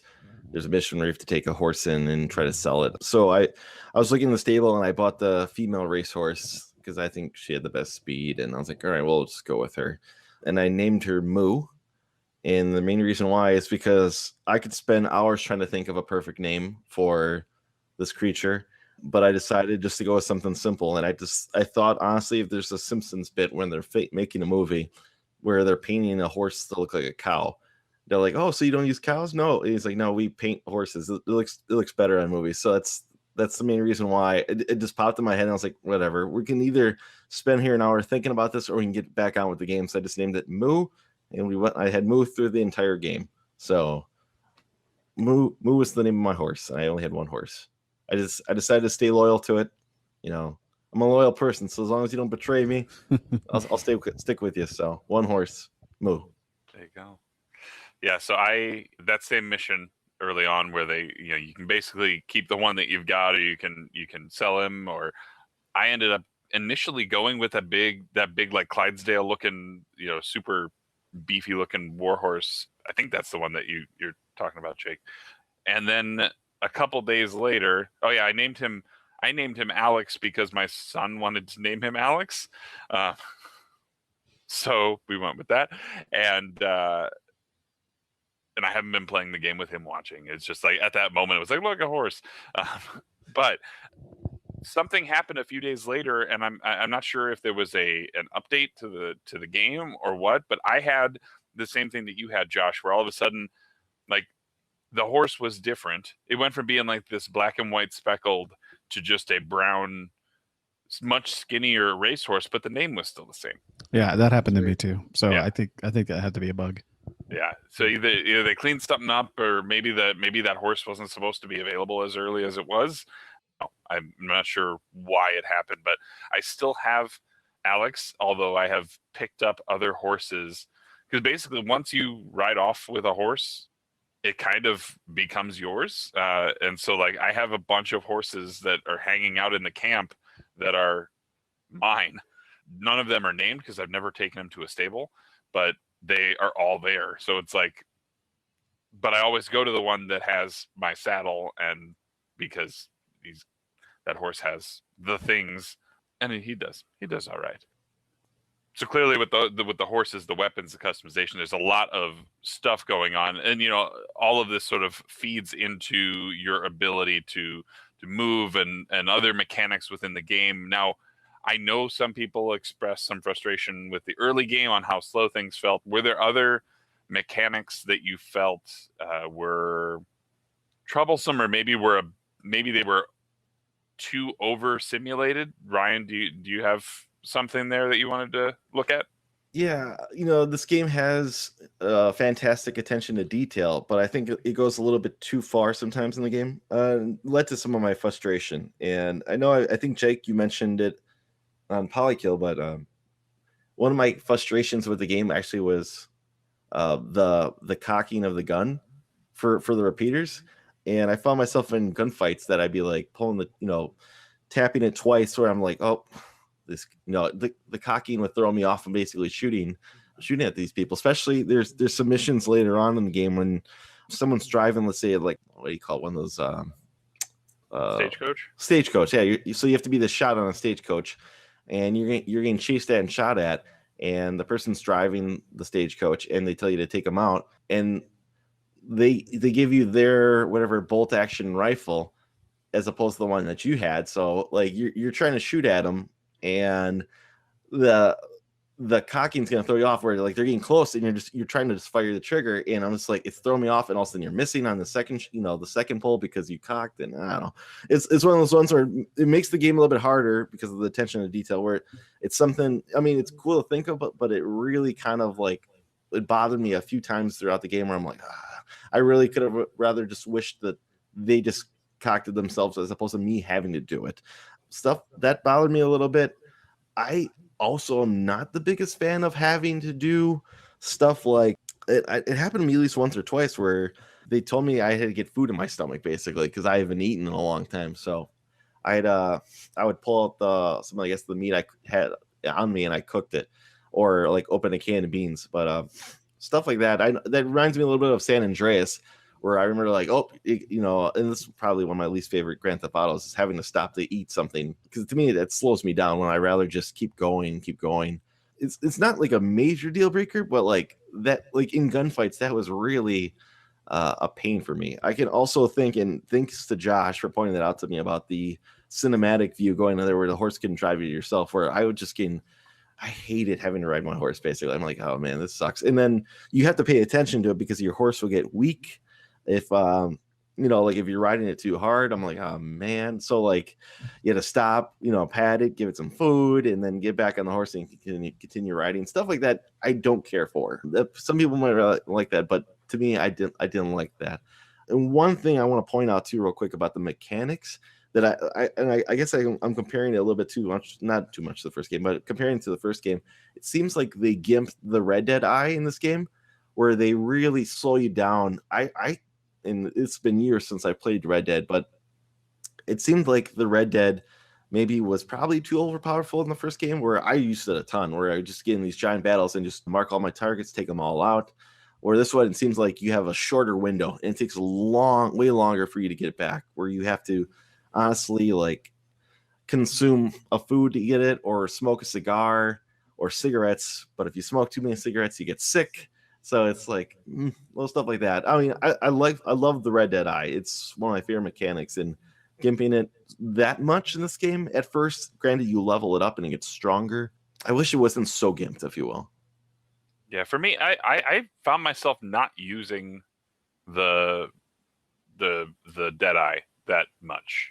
Oh, really, there are some moments in the story where it forces you into that mode, but aside from that, I just haven't been doing it. The aiming seems to be just fine. That I don't need to do the, let's take all these guys out at once. Like that seems like it's the in your shmups, it's the screen clearer. Right, it's a very similar thing there.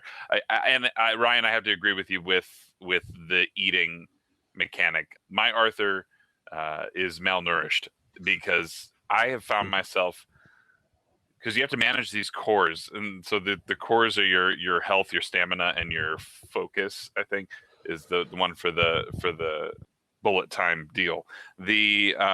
And then you have the circle that fills itself based on that. The thing that I've found is that eating food in the middle of a firefight is the worst decision that you could possibly make.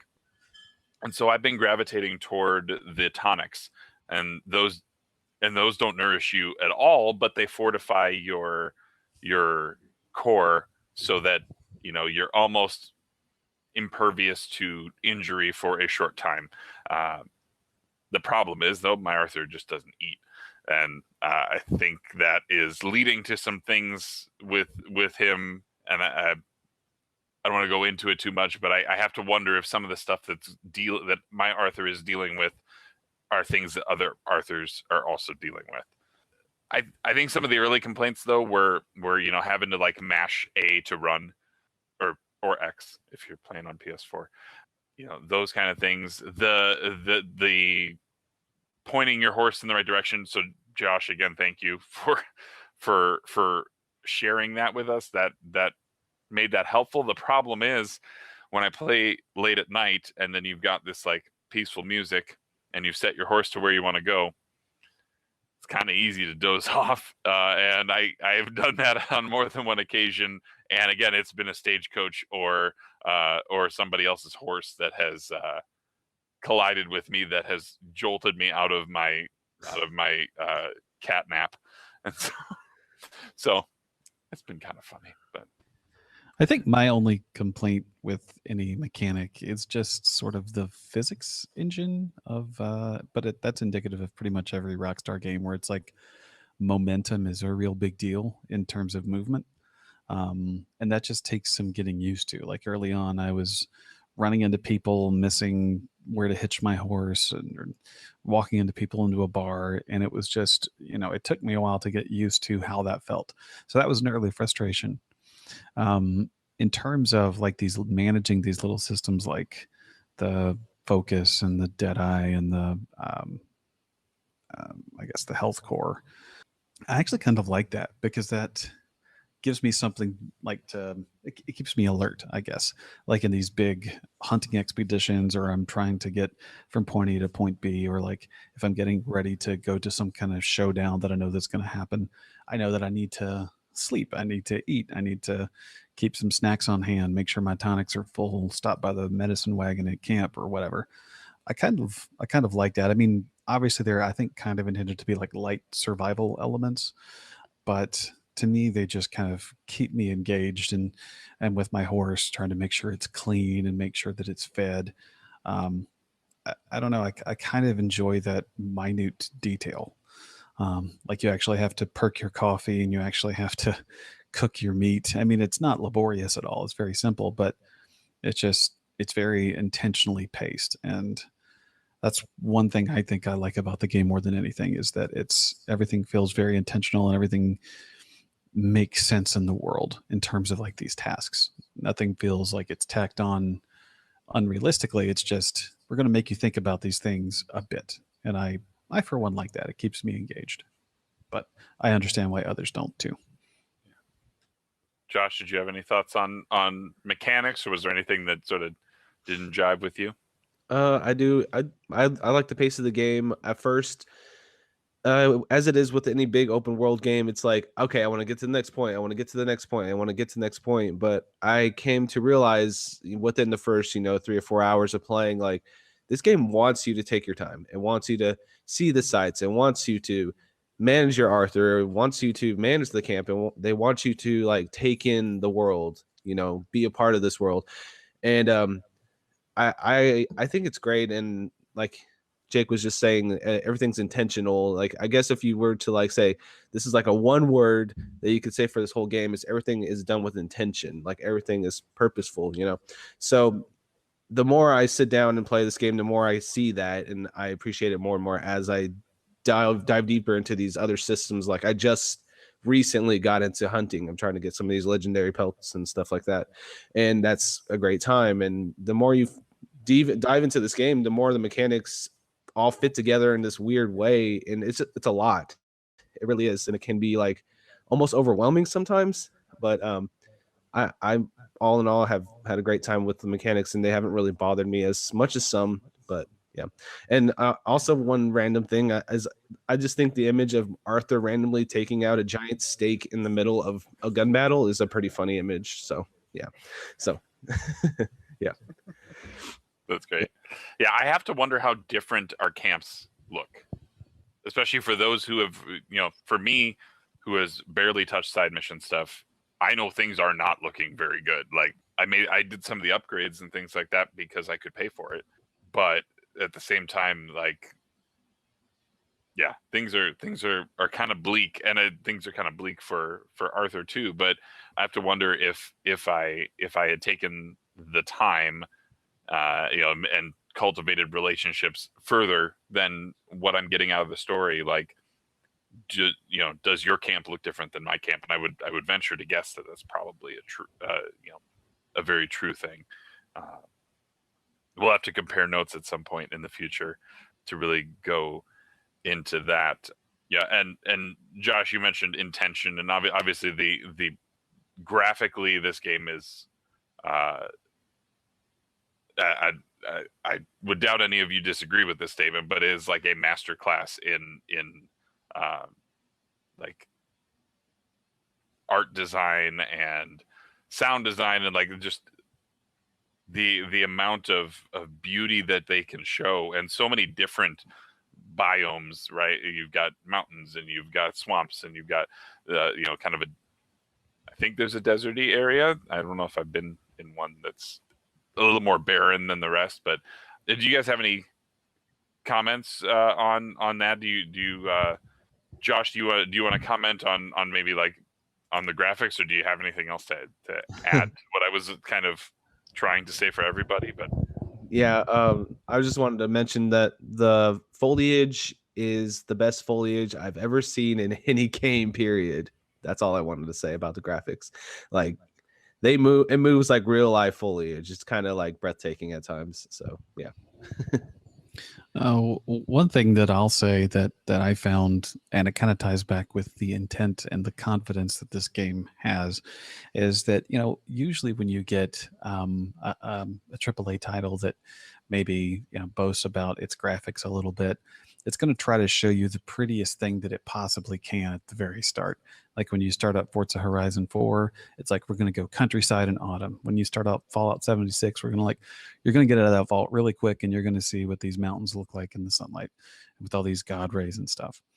But this one is like, let's start you at night in the snow.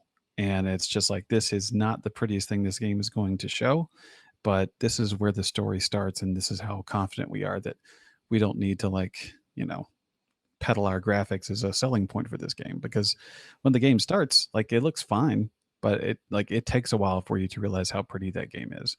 And I found that to be pretty cool, because it wasn't like just throwing color at you and sunlight and all these pretty elements. It's just like, it's dark and it's snowy, so deal with it.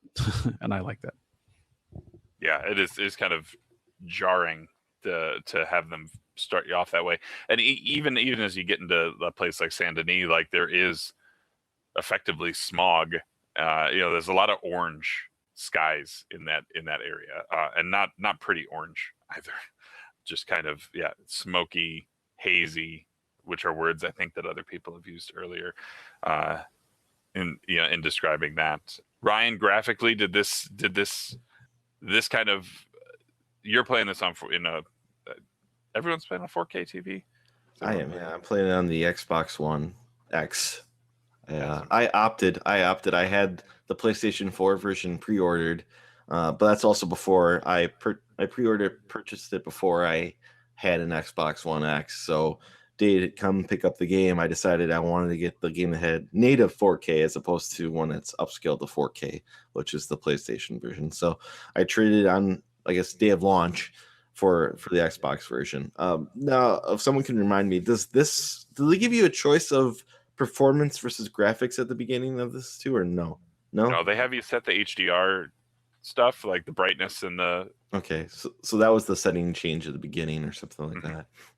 Because the one thing I noticed, if I'm going to be nitpicky here, I guess I might as well just be the one person who nitpicks it here, is, and I don't know if anyone else can see this, but when maybe you go in cinematic mode, you'll see it, and I noticed it mostly there when I'm just riding my horse and I see it. I could see kind of like a shadowy effect kind of going. I don't know if that's intentional, that you're going fast, so you get this kind of like blurry image around the horse kind of racing a little bit, or if anyone else notices it. I noticed it a little bit on the bottom of my screen and the horse. Either that or I'm just sitting too close to the screen. That could be possibly it too. But it's one thing I noticed. So if I'm going to pick one thing, it's when there's a lot of fast motion going on, I notice it. But other than that, it's pretty damn beautiful. So I think I see what you're talking about. Yeah, it definitely looks like a little bit of motion blur, which some people like, some people don't. I'm just kind of like, whatever. Yeah. Yeah. Is that dithering? Is that the term? I don't even know what that means, but I've heard it used before. No, I could see that. Obviously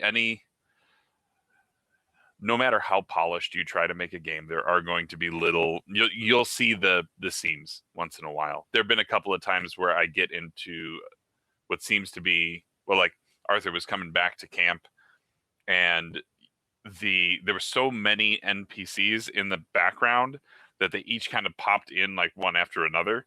So but then they were instantly doing what they meant to be doing at that moment.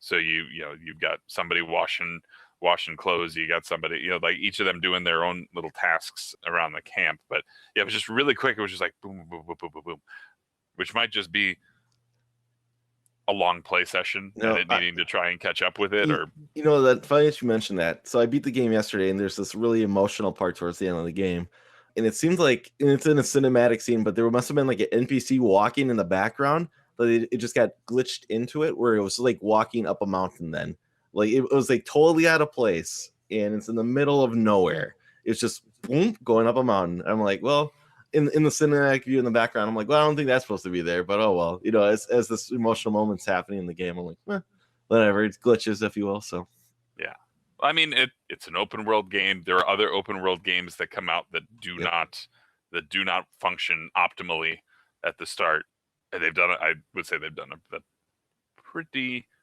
good job on all of that. Good. So, are there any other thoughts that you guys wanted to hit on before we move into kind of our lasting impressions and it's hard to give something a rating when, you know, some of us are still in the middle of the game, but kind of our final thoughts on Red Dead and us playing it for this this November season 6. I kind of want to briefly mention the music. Yes, go for it. Because most of the music in it kind of reminds me a little bit of last month's music, where it's mostly the music's in the background, right? It's the ambiance music. I don't know if it's called that, but you know, like the music. Well, you'll be riding a horse and it just starts playing.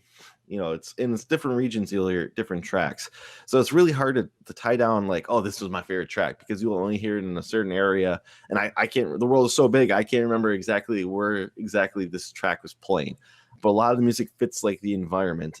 In one track, I guess I can recall though and it just stood out to me because I thought it was hilarious. It's one of the campfire songs. It's called "Ring Dang Do." Essentially, I believe they're all celebrating, something good happens, and then like if you're walking past the campfire, like Arthur tells Hosea to sing a song, and they pull out the banjo and they all just group sings along here. And I think it's a funny track if you actually listen to the lyrics. So when I was just a lad, you know, I met a gal from old Bordeaux. She had blonde hair and blue eyes too. Let me ride on the ring-dang-doo, the ring-dang-doo. Now what is that? Soft and round like a pussy cat. Got a hole in the middle and split in two. That's what you call the ring-dang-doo. Took me down into her cellar, said that it was a mighty fine fellow. Fed me wine, Whiskey too. Let me ride on the ring-dang-doo, the ring-dang-doo. Now what is that? It's soft and round like a pussy cat. Got a hole in the middle and split in two. That's what you call a ring-dang-doo. Her father come in, angrily said, now you have lost your maidenhead. Pack your bag and coat bags too. Make your living off the ring-dang-doo, the ring-dang-doo. Now what is that? Soft and round like a pussy cat. Got a hole in the middle and split in two. That's what you call a ring-dang-doo. She went off to be a whore, hung this sign upon her door. $1 each and 3 for 2. Take a crack at the ring-dang-doo, the ring-dang-doo. Now what is that? Soft and round like a pussy cat. Got a hole in the middle and it's split in two. And that's what they call a ring-dang-doo.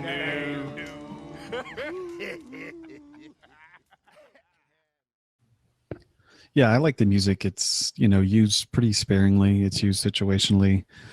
And sometimes the lack of music, you know, sort of paired up with these kind of like, I don't know, spontaneous events that happen. It allows for some, you know, you don't get a musical cue about what's about to happen. It kind of reminded me of like No Country for Old Men a little bit. If you watch that movie, like the tension was really high in that movie because there was no musical cue telling you what's about to happen. And I like that. I like that when there's, you know, you don't get some kind of lead in to something that's about to happen. I guess the one other thing I say, which might lead into like the lasting impression section a bit, I guess, but is Musty, you touched on it really early in the podcast when you were talking about the open world map and basically just the lack of points of interest on the map, where it was just an open map and like you'll see the locations of cities. You might see like a name of a homestead, or there's a legendary animal that you killed here or something like that. And I think that's one thing that really makes the game special to me in terms of like the open world, because when you play something like Skyrim or The Witcher Wild Hunt or any of these, maybe even GTA 5, like when you look at the map, it's just, you know, littered with points of interest and question marks and exclamation points. But when you look at this map, it's like you get to find what's out there. You get a real sense and a real, you know, fulfillment of discovering these things that are happening out there without the game saying, go here, go here, go here. You just happen upon them. Like we were talking earlier about the weapons, I found the semi-automatic shotgun because I just rode up to a cabin and walked in, and this lady was sitting in the chair in the opposite room, and she was like, I can't remember which one you are, but it's about time you got here. It's in the cellar. And I was like, I have no idea what she's talking about. So I go down to the cellar, and there's a weapon case with a semi-automatic shotgun. And then by the time I get back up, she's like, "You staying too long down there. I'm going to go get my sons and they'll take care of you." And she runs out, hops on a mule, and rides off into the middle of nowhere. And like, there was no point on the map, telling me that I should go there and find this. It was just there. The funny thing is, I found that one too after I purchased it. But the thing is, there was nobody there. I was just like, well, there's a home here. Let's just see if there's anybody inside. And I walk inside, and I was just like, oh, I'll pick up some canned vegetables here. And I'm like, oh, what's in this room? Oh, there's a floor, a ladder leading to the floor here. So I go downstairs, and sure enough, there's a dirty, rusted up one where if you take it to a gunsmith, they'll clean it up for you, get it all nice and ready for you. But yeah, I didn't see anybody there, so I just imagined it was an abandoned home. So I was like, no, she lit out looking for her sons. I don't know who they are, but I think that's my like big takeaway from the game in terms of just like feeling. It's just like I feel like I'm finding all this stuff, and then like when you get together with friends who are playing it like we're doing now, you realize that there's still so much that you haven't found and can't wait to find, and it's pretty great. Yeah, for sure. Ryan, do you want to go ahead and transition right into your lasting impressions?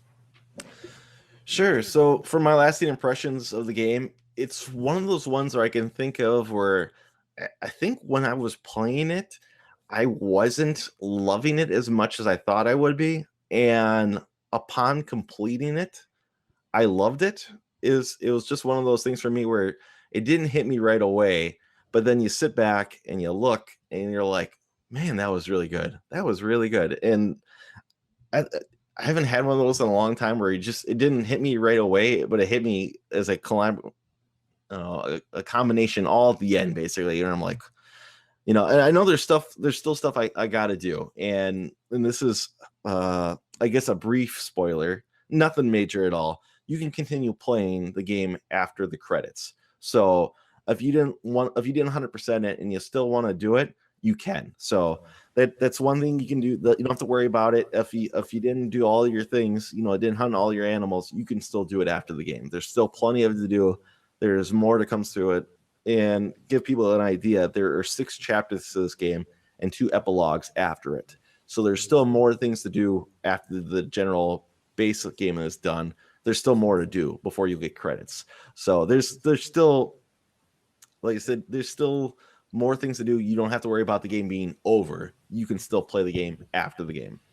So, well, and there's also the prospect of online coming as well. So yes. I mean, they've certainly equipped us with enough to chew on until that point. So I think that's actually a huge relief to know that it's not bound to just the story time, or that you want to go back, you got to do the whole thing from the beginning. Like that would hurt a lot, especially for those who a lot of these little like collectible things like the tobacco cards and things like that. Like those, you get a lot of people who get nervous toward the end of a game if they're like, oh, I have 99 out of 100. But if I do this, am I wiping it, or am I going to be able to finish that out? One thing I want to mention too is I hope next E3 there's an announcement for an Undead Nightmare 2 that comes out of this here, because that was one of the things I loved about the first game was that DLC eventually get a disc release of Undead Nightmare where it was essentially its own game on its own, and I loved it. I thought it was fantastic. So if they would bring that out for next E3, I would be happy, and I would buy that probably day one as well. And it's funny because this is a little fun fact. I think I wanted to mention it too, and I guess there's probably the best part to mention it here too. That this game originally was going to be made by Capcom back in the day. It was supposed to be tied into the Gun.Smoke series for the NES, and eventually it got named Red Dead Revolver, and eventually I think Rockstar, after Capcom dropped it, Rockstar picked it up, and they said they had some, I guess originally it was kind of broken, and then Rockstar decided that they were going to take the helm of trying to fix and make it a game, and eventually going into what they decided that they liked, what I guess they kind of had like a good launching point with Revolver, that they kind of like, all right, let's do this now and make it Redemption here going forward. And from what they've made here, basically it's a fantastic franchise, and I think I ultimately prefer it over the Grand Theft Auto franchise. Let me give my kind of overall thoughts on this. I came into this game very, very excited, and I think there were points when in the early stage of this game where I was lukewarm on it, and I think some of that was kind of attributed to the way that I was trying to play it. And I had the same kind of thing happen with Horizon Zero Dawn last year. Was I put myself in too tight of a confinement on what kind of timeline I was allotting myself to play the game, and so I felt like I was pushing toward focus on the story and not really enjoying the forest and enjoying the smelling the roses. It was a term I've used a couple times now, and I think with the pressure being off, it kind of allows me to do that now. Now I wonder if at the stage that I'm at, if I'm like so far in that I might as well just push over the edge and then come back to some of that stuff, or if I should just take the detour, of side mission world for a little bit right now. And I just don't know how that feels. It feels weird considering where I'm at, to be like all of a sudden, well, screw your mission, I'm gonna go over here now, and where's Arthur at? He's hunting. He's just having a whole lot of fun by himself. But the game is absolutely as advertised, and to me it hits, it scratches that itch. It's and I think it'll scratch that itch for a lot of people, even people who maybe aren't into the Western, maybe even people who aren't into the whole Western aesthetic, or maybe they aren't into Rockstar games in general. I think there's something there for people, for even the little components. If you just wanted a solid poker game, there's a solid poker game in here. There's a solid dominoes game. Like, all of these individual components are so well put together by teams of people that when you take the sum of all of it and put it together, it just it's blows my mind how well crafted everything is. And not to put too much of a comparison against Bethesda, but their open world games usually need some more tinkering. I'm not seeing the need for that as much here, and maybe it's just because they've allotted themselves a bigger timeline, or they have pushed their people a little bit harder than other studios do, and maybe that's what it is. But if you haven't played Red Dead 1, I still think you should. I don't know that you have to just jump in here, and I think that's kind of where I'm at. So that's kind of my thoughts there. Josh, I wanted to get your kind of lasting impressions. All right. Red Dead Redemption 2 is one of my favorite open world games of all time. I don't say I'm like a connoisseur of them. I don't constantly play them either, so take that with a grain of salt, I suppose. But I think that it's one of the biggest achievements in gaming. I think a lot of games going forward are going to look at this game and the systems in this game and take a lot of thoughts in the way it controls and how deliberate it is, and take it into their own games. And I think this game compares a lot to The Witcher 3, because it's just, when I first played that game, it was a similar idea where it keeps going. It doesn't stop. And it's this game is long and dense, and there's so much to it. And that's the game that when I first started playing this game, I got reminded of a lot. And I really do think that, I don't know how the story wraps up, but there are some stuff I did not expect that happened later on. I won't spoil, and I was just like, holy crap. It kind of floored me a little bit in a couple spots so far. And I'm looking forward to seeing where this game goes and how it wraps up. And it's mind-blowing, really, how much there is and how beautiful it is, and the acting, pretty much what we've been talking about this entire time. So yeah. Awesome. Thank you, Josh. Let's get your kind of lasting impressions on this, kind of tie a bow on the whole thing.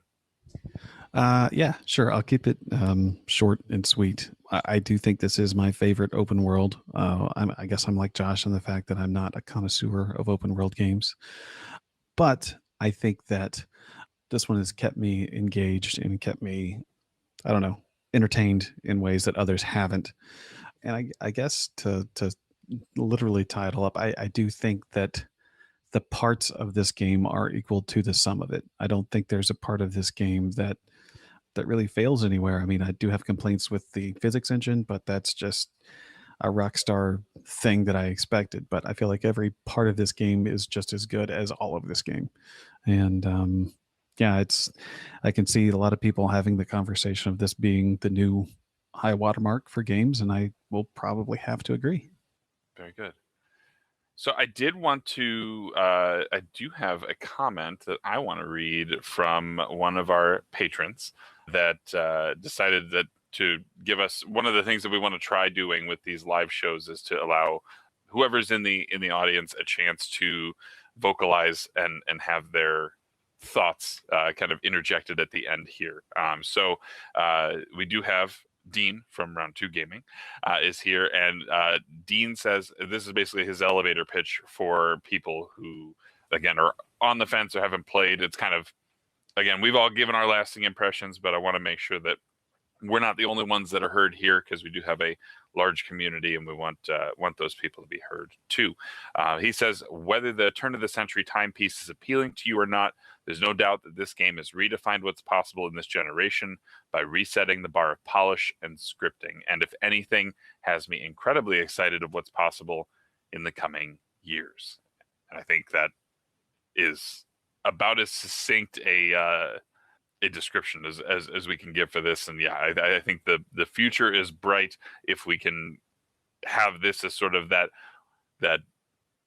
this is kind of a high water mark, right? Like, we can't assume that everything is always going to hit this level, but if there's a level of expectation that we want this type of experience out of our games, I think that Red Dead Redemption 2 is kind of given us that vision of what we expect out of a game that seeks to do so much in the first place.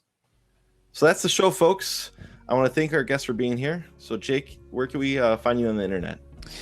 You can find me at the McAxel on Twitter, and I am one half of the Polykill podcast with new episodes every other Monday. Thanks for being here, Jake.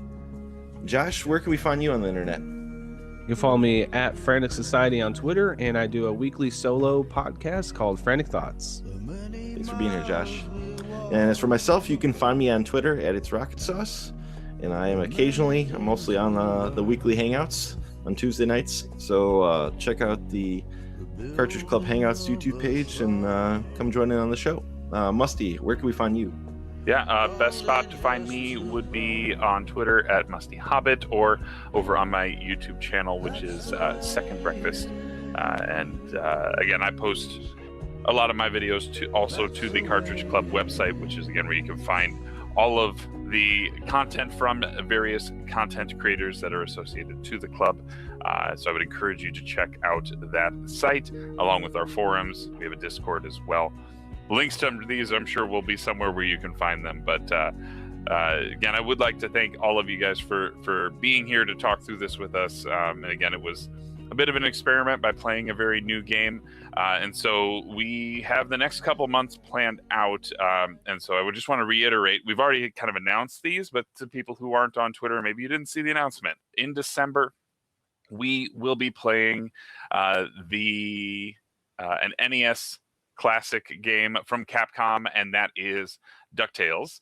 And then in January, we are going to be playing a sort of modern spin on some older game mechanics, and that is we'll be playing Shantae Half Genie Hero. And we'll actually be playing, there'll be Shantae month, because both our sister podcast, CC Portable, will be playing Shantae. I think they're playing the original one, and then we're playing the newest Half Genie Hero, which is available on everything, including Steam. So definitely find that, play along with us. And then in February, in previous years, we used to do a long RPG during the shortest month of the year, which is not quite that funny anymore. So we're spinning it a little bit, and we are going to be playing a game that's based around love, kind of. And we are playing is on PS3 and Xbox 360. We are playing Catherine.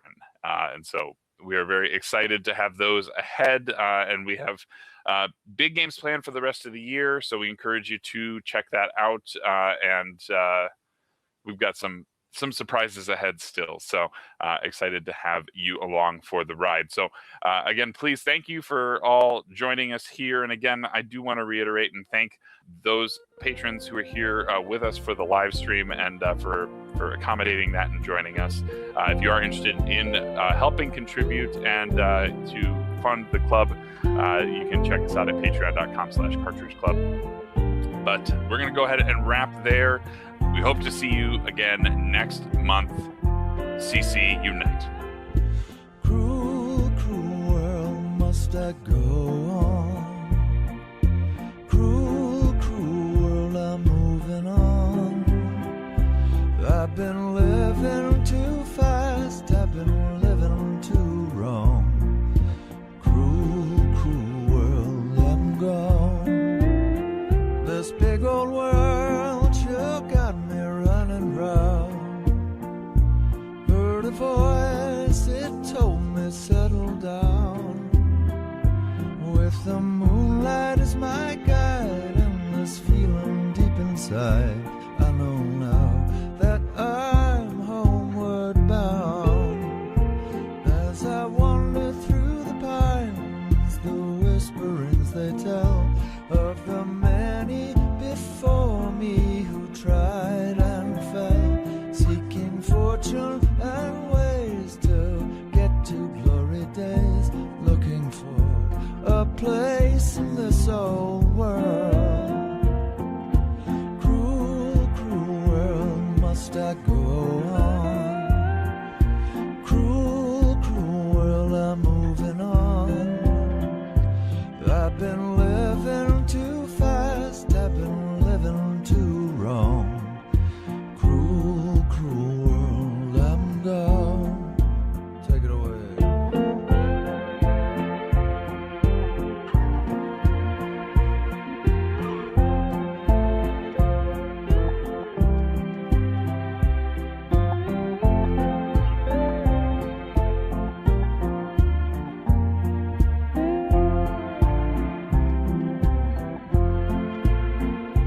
Desert road, desert plain, I have seen so much pain. Now I see into the eyes of a girl. No more cruel world. On a dusty trail I saw a vapor light. Was it mirage? Don't know, but it seemed right. I felt mission, I felt trust. I knew then that I must go to her, away from this cruel world. Cruel, cruel world, must I go on? Cruel, cruel world, I'm moving on. I've been living too fast, I've been living too wrong. Cruel, cruel world, I'm gone. Cruel, cruel world, I'm gone.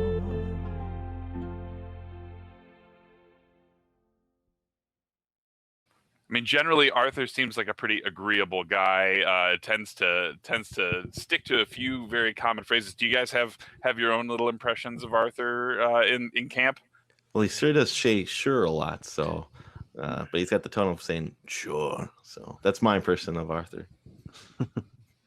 I sure do. That's really bad. I've noticed him saying "all right" a lot, so it's always a little bit like, "Oh, you're all right." That's pretty spot on. Yeah, That's nice. That's good. I don't think I could. Sure.